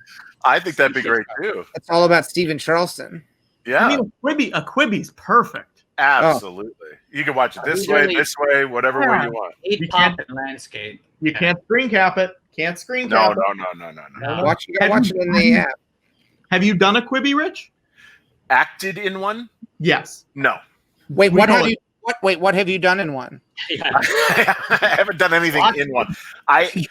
You did something in a Quibi. No, I didn't do anything. Very suspicious, Rich. No, perhaps I emphasized. No, I may have emphasized the wrong word there. I have watched a Quibi series in its entirety, because I for 26 weeks of quarantine, my friend Andy and I did Travolta Tuesdays. So every Tuesday we would watch a John Travolta movie for 6 months, and it just ended a few weeks ago.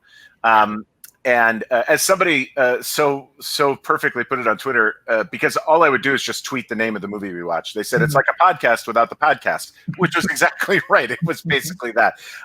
We 1 week did watch Die Hard, which is the Kevin Hart, John Travolta thing. We were a little frustrated that every 9 minutes we had to start again, because we had to sort of count down because we weren't together. We were watching it over the internet, so we had to count it in. It got a little frustrating, but it was fun to watch. So what I meant to say is I've watched a Quibi. I've not been in a Quibi.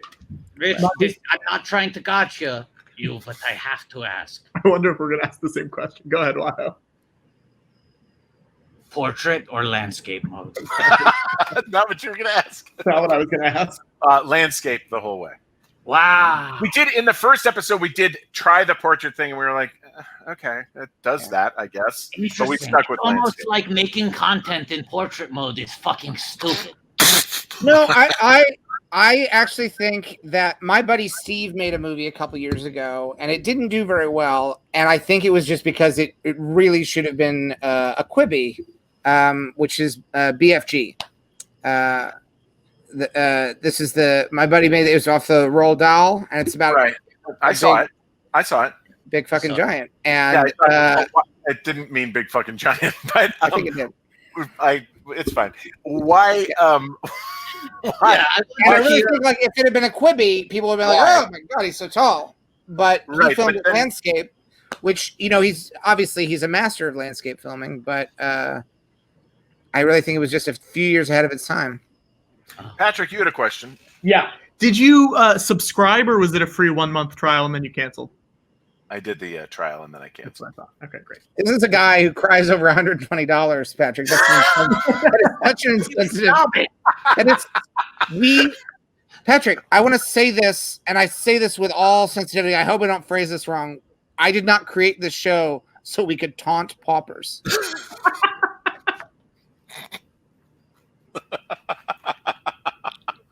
That's not why I decided to start doing it.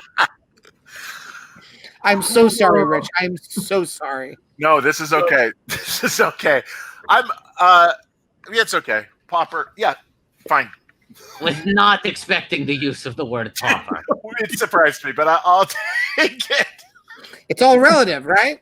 It's all relative. That's a great point. Charleston. A lot like Star Wars. Yep. It's all relative. Patrick, you had a question. You had your hand up for a long time. Yeah, I asked it, George. That was the question? You sat there on the couch, and that was you had. I thought that was something you blurted out in a moment of thoughtless abandon. You sat there for 5 minutes waiting, knowing that's what your question was? It was planned. Okay. All right. Patrick, you had a question. Hey, Rich, Patrick. Yeah, long time, first time, all that stuff. Don't call You're yourself watching all of Rich Travolta. Patrick. Just Patrick. You're watching all of Travolta, right? We watched a lot of it. We didn't watch all of it, but we watched a lot. Okay. 6 months. What's number one? And what's like, I'm not saying you gotta take a big dump on some art because I'm not. No. And I want to be clear. I made a pretty strong effort not to comment on the quality of each of these. You also don't have to do this. No. I will say that one of the performances that we talked about a lot. It's probably not one that you've seen. Mm-hmm. It's called From Paris with Love, and he is. Is he bald? He is bald. Yeah. He's off the wall in it. I mean, just bouncing everywhere and sort of like says a bunch of crazy catchphrasey stuff. And I'm mistaken in believing that Travolta reprises the entire Quarter Pounder speech in that movie. You are. It's not word for word. He does call it a royale. It's more of an homage. It feels like. He doesn't do the whole speech, but he does call it a royale with cheese. It was very weird. It was very weird. Mm-hmm. Down near the bottom, you know what? One that really stuck in our craw was the movie Michael, where he plays an angel, directed by Nora Ephron. Yeah, that one was a frustrating film on a lot of levels. I have a question, Rich, because I saw that film a long time ago, and you've seen it more recently. I saw it recently, yeah. Okay, yeah, so has a lot to say, I think, on it too, probably. So, fresh memory. I've only seen it the one time, but I remember being surprised by how quickly the journalists, upon seeing a man walk into a kitchen with angel wings, demonstrating no magical powers, just having realistic looking wing attachments, they start doing it in private immediately after seeing him once with no acts, no miracles performed. They start dancing around saying like, we just saw an angel.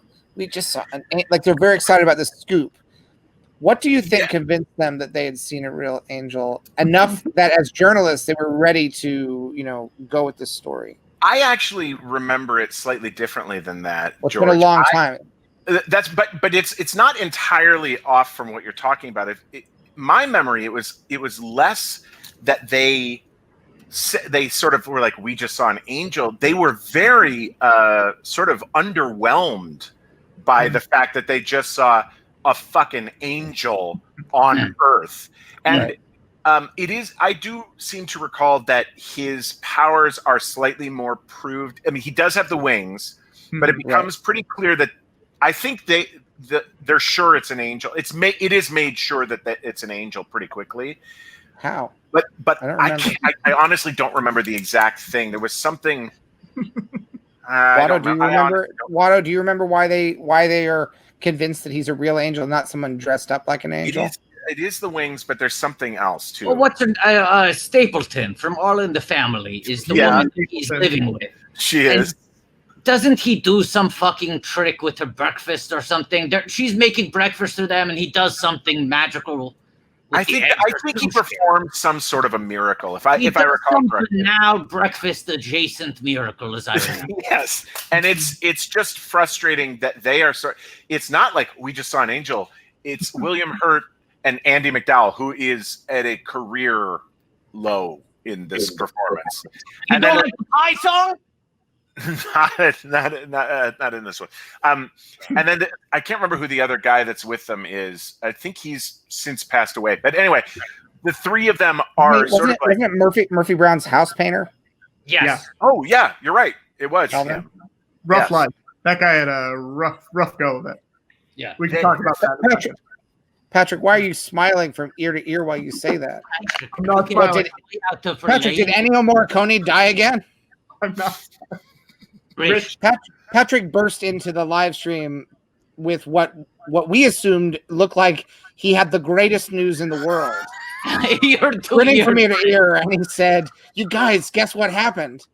And we thought, "Oh, something wonderful, something to book a big guest, some great news for 2020." And he said, "Ennio Morricone died." Jesus, good God, Patrick, Rich. It was like a 9. No, it was more than that. It was probably like a 12-hour live stream. It was like 3 in the morning. It was one of those. It just, it came out. Happy to know that death could still happen. He was laughing and rubbing his hands together as he said it. Like, Let's move past Robert Pastorelli's rough life, and we'll keep talking. Sure. I was just going to say that the three of them seem sort of very matter of fact. It's like, well, so what do we do about this angel? We should try and get him to go back to the paper with it. And you're just like, what the fuck? The fuck? You should be screaming. You should be crying. You should be bawling. You've just seen God. You have just seen God. Also, like, all three of them traffic in bullshit. Like, yes, Pastorelli and Hurt like make up fake bullshit stories for this tabloid. They stage photos and shit. And Andy McDowell is a dog trainer who is posing as an angel expert. Like, all three of them are constantly lying in every aspect of their life. And they bring their dog. They bring a dog. There's a whole. It's a real bad movie. I just want to say, and I can't believe I'm only finding this out now, but Robert Pastorelli and I are part of the same trilogy. He played Vinny in Beverly Hills Cop 2. And I was, of course, in part 3 as an annoyed customer waiting in line for a roller coaster. Roller coaster? Yeah, you heard it. I did.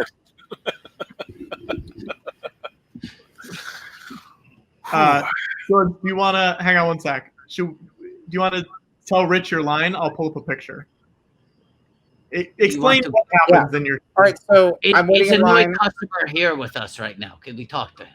Oh yeah. Oh wow! Well, I know. Here I am, and I'm with a lady friend, and Axel Foley, the Beverly Hills Cop of the title of those films, he cuts in line, like just cuts in line, and I say, "Hey!"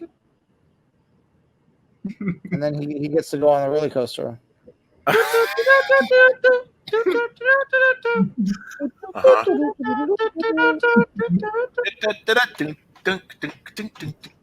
Yeah, it's a classic. Yeah. 3. Yeah, Beverly Hills Cop 3. That's the classic. That's the big one. Well, that's the end of the trilogy. That's where it was all building to this. Finally, they got all that pesky comedy, all those darn jokes out of the Beverly Hills Cop franchise. Oh boy. Well, Rich, we're closing in on we started off when we used to do these shows at the UCB. Watto and I both took classes years back, and then we started doing the shows under Tanoi. Yeah, I had 101 with Kevin Hines and 201 with Will Hines, and and just because I wanted to get the full perspective. Hines, yes, I understand the full Hines perspective, and then we did our show for many years there, and then this year, of course, the theater in New York shut down because of the pandemic, and we decided to start doing these live streams. And for a while, we were doing these very long. We started off with this 32-hour marathon for charity where we watched all of the Star Wars movies and raised money and everything.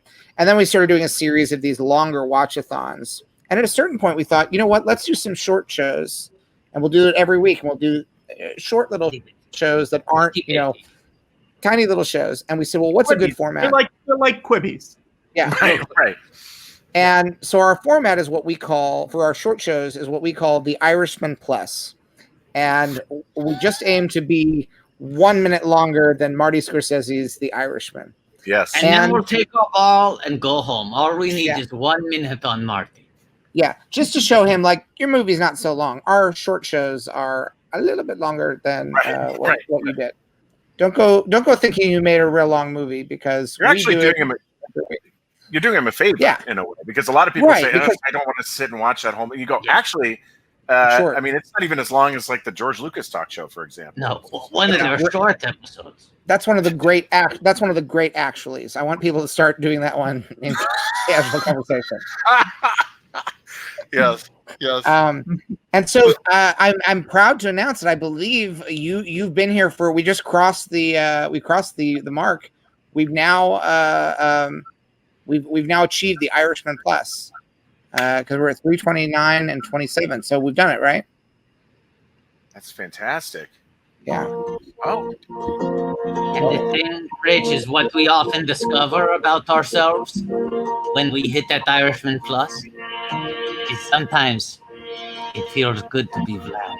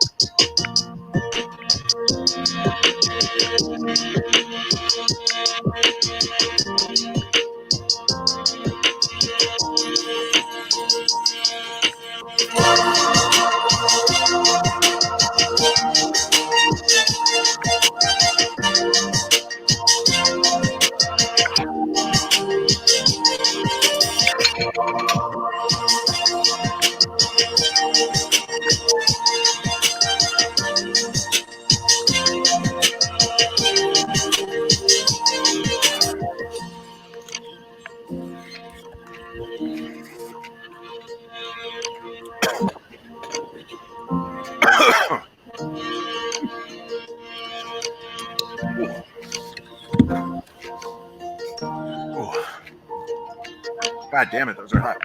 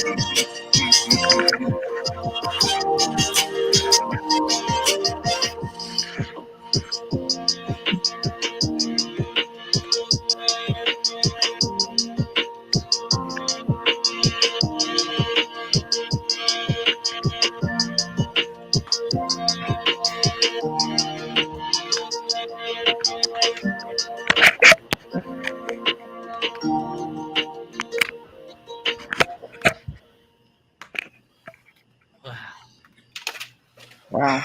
I didn't think we were going to get to see you again tonight, Stephen. Yeah, well, I came back in. That explains it. Yep. That sums it up pretty well. Yeah.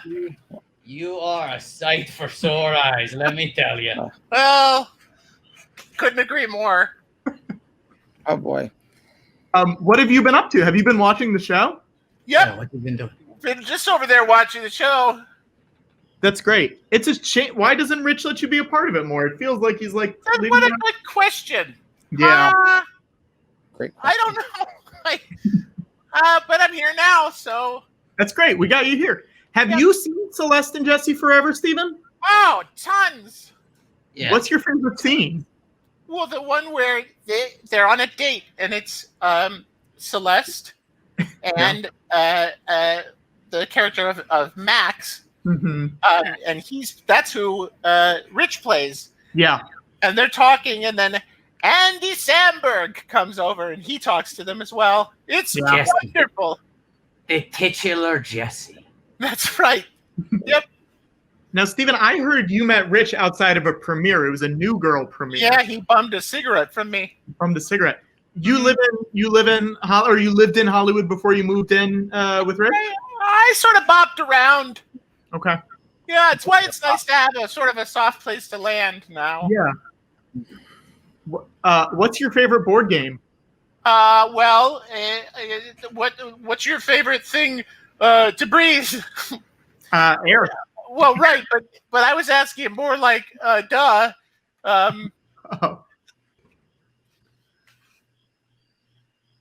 Patrick, he's answered your question. George, do you have any questions, Stephen? Yeah. No, I don't have any questions for Stephen. Everything about him is self-evident. He tells his own story. Thank you. We feel like you've really been popping this episode. We were talking earlier about how we feel like you really got potential to carry your own series. Thank you. Yeah. Really? Yeah. No, I know. Really? I know you said that because I was watching it, but you really mean it? Absolutely. Yes. Thank you. Yes. You got it. Now, Stephen, you're here, and guess what? I have a big update for you, Stephen. What's that? I got another piece of Stephen fan art. Wait a minute. Oh my goodness. Oh, wow. Look at that. That's me. That's you. I would take a photo while I was eating those pickles. Yeah. In Charleston. Here's what I think about Stephen Charleston. Crudely D. And this is, I think this is the tagline for your series. Stephen Charleston, he's a mystery who solves himself. I love it. I love it. I think it's very true. I want to write it down. Okay. Now, Stephen, you weren't here for this, but here's another piece of fan art from Bring the Noise. You got wanoed. You got wanoed. And there is a third piece. This won't make any sense to you, Stephen, but there is a third piece of fan art. I do want to, well, I mean, maybe it will because you live with Rich. Here we go.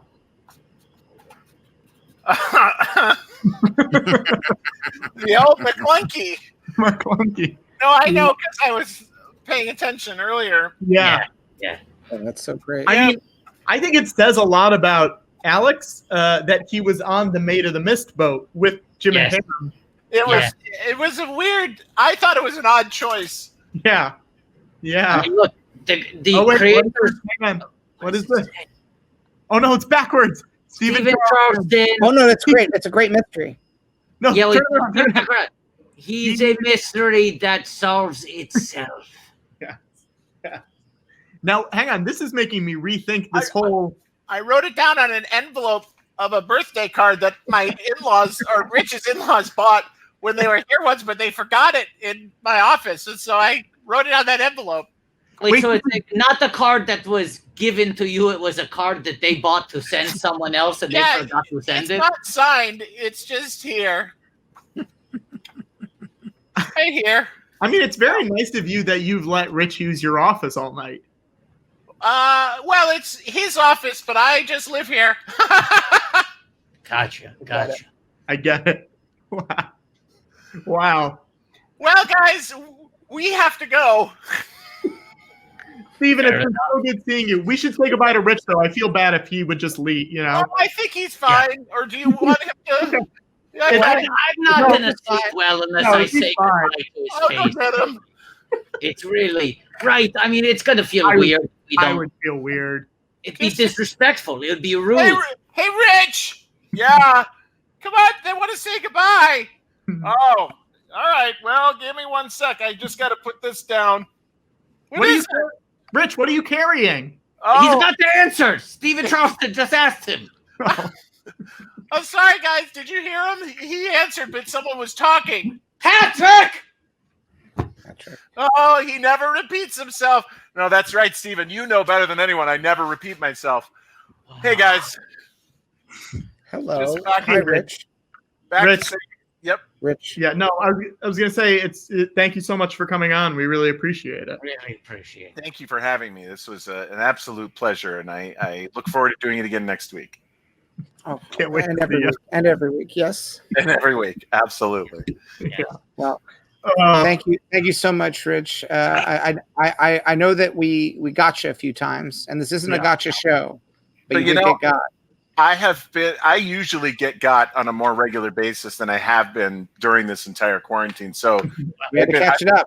Saving up for a moment like tonight. So right. Now's the time. Well, thank you. Show your kids the Star Wars films. They'll love them. I will. I absolutely will. You're paying for them. You might as well. They're essentially free now that we're paying for them. They're free. Yeah. Free. All right. Well, thank you so much. It was so nice to see you, Rich. Thank you, guys. Likewise. Thanks for having me. All right. We'll see ya. Okay. Bye. Bye. Now, Patrick, I need to ask for some hard numbers, and this is the kind of details we don't normally give out. And this could be that we're about to walk out on a plank and fail at something, but I think it's worth trying. What are our numbers? How many people are watching right now?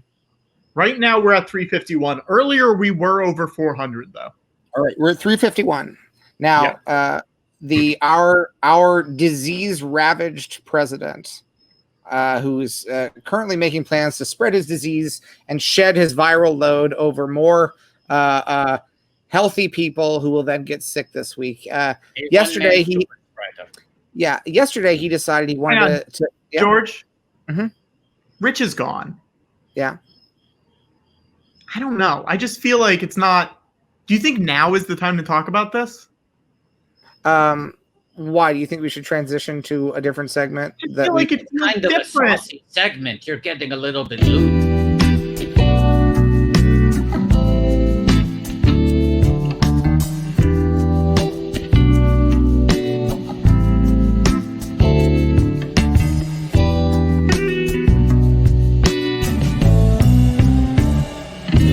We're late at night now. We can have adult conversations.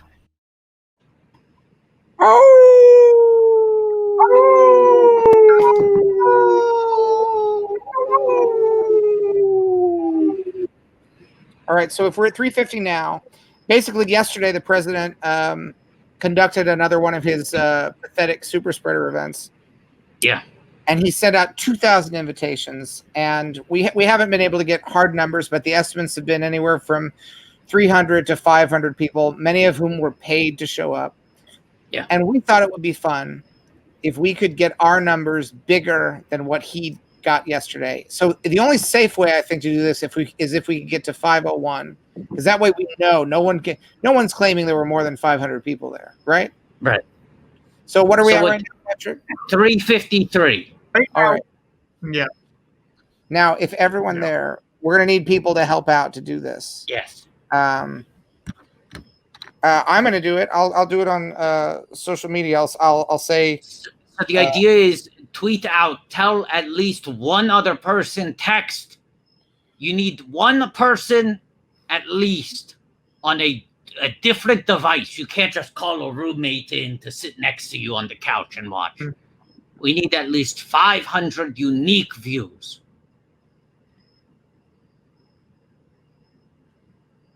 All right, so I'm going to say we're trying to, real quick, get our viewers up to 501. Okay. So we can honestly say we got more people to our show than real Donald Trump. No, I'm not going to tag him. Fuck that guy. Fuck that guy.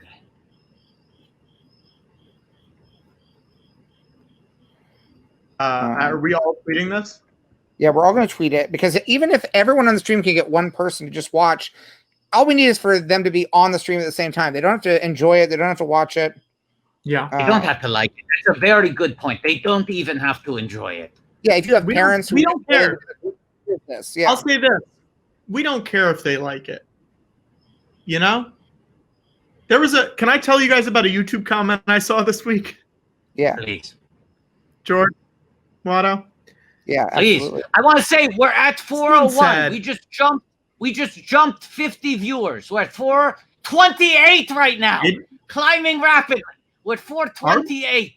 Watto, where are you seeing? Yes. Where are you seeing these numbers, Watto?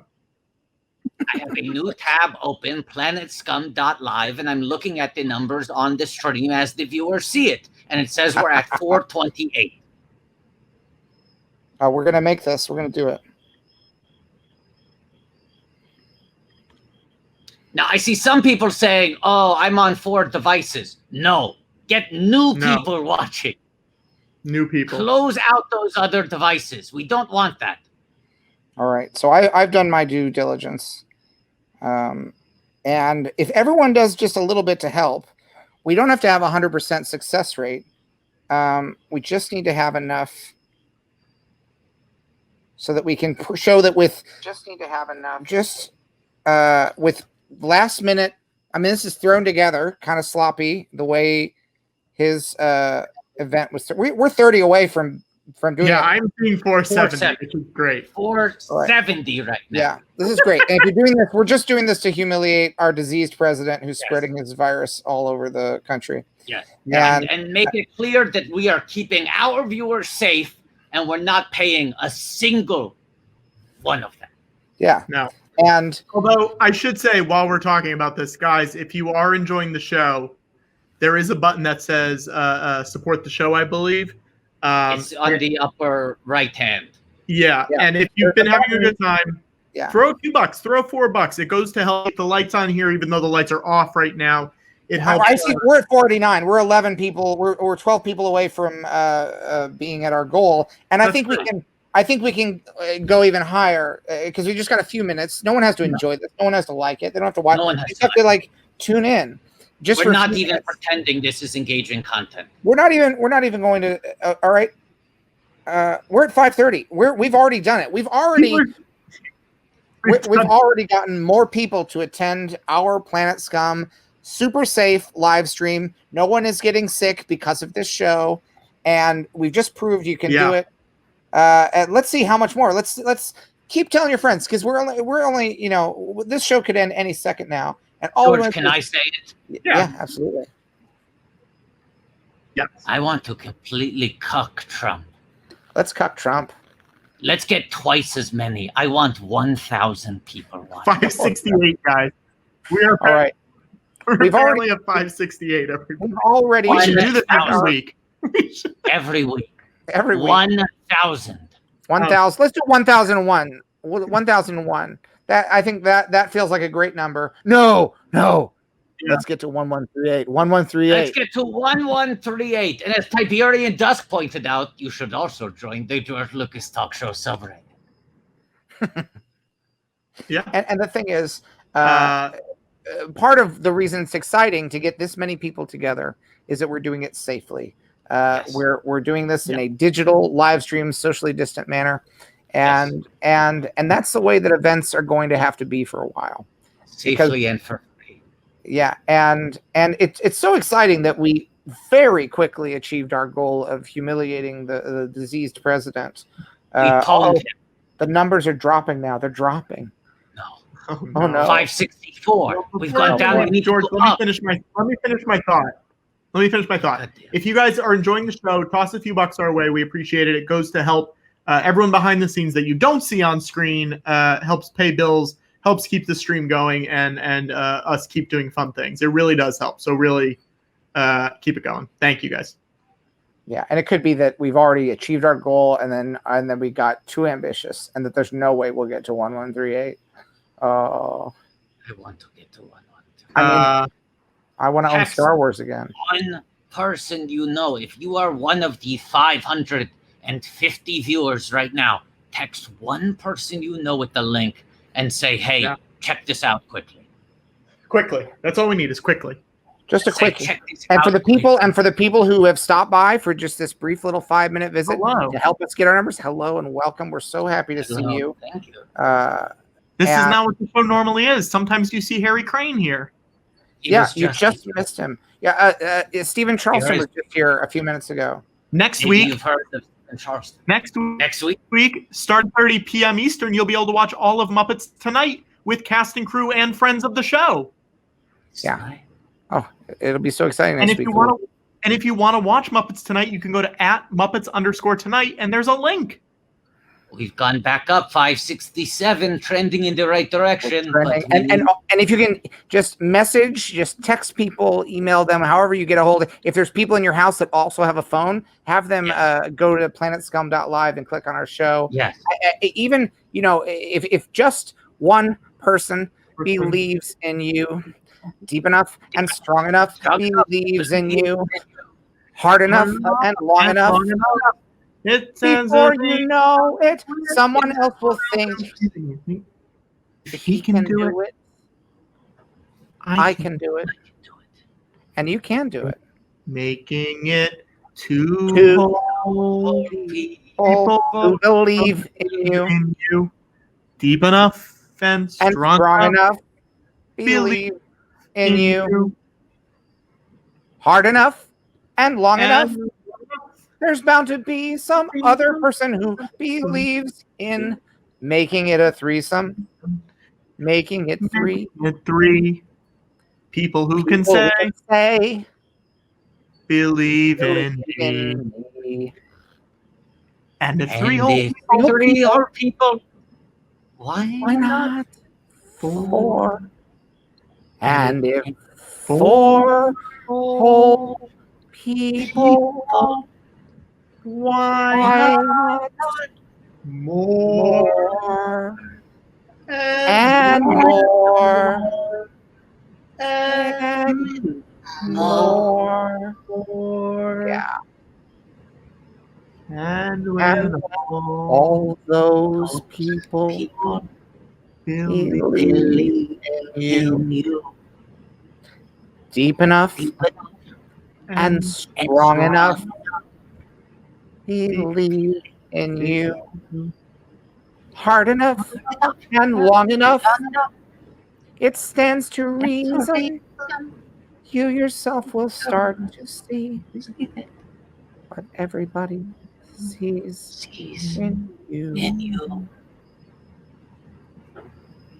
And maybe even you can believe in you too.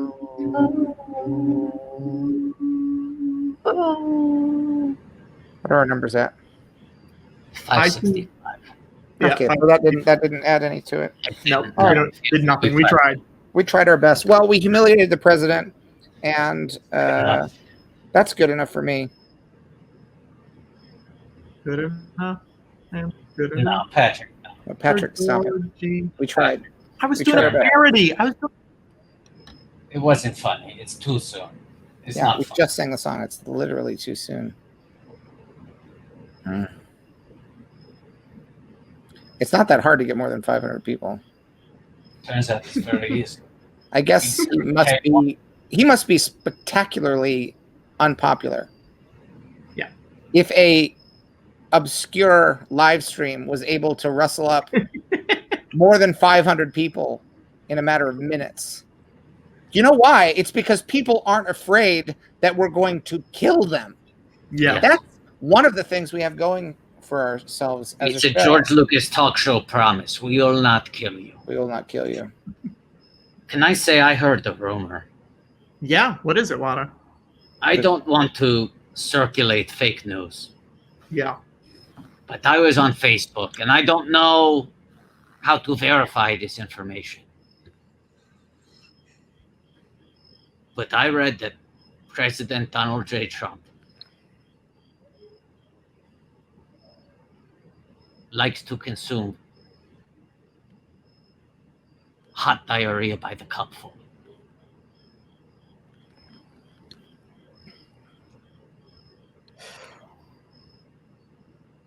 He likes to put some diarrhea in the cup. In a cup. And if it is room temperature or colder, he says, let's throw it in the microwave for a moment. Nuke it for a few seconds. Put it on the kettle. Set it to boil. But if it's already hot to the touch, good enough to drink. And he drinks it down to the very last drop. All right, not we're about to making drop this up. below This is 500. something I heard. Wada, we're about to dip below 500, and I'd like to get out before we do. Okay.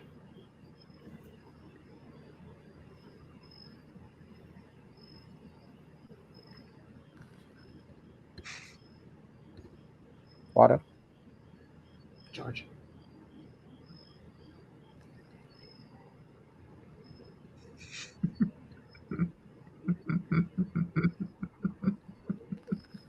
Wow. It checks out.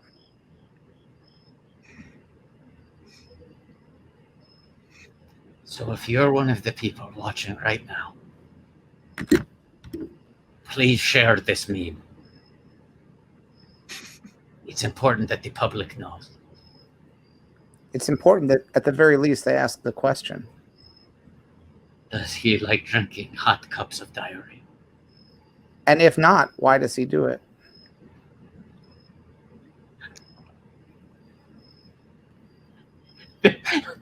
We are not disputing the fact that he drinks it. The question is only whether he likes it.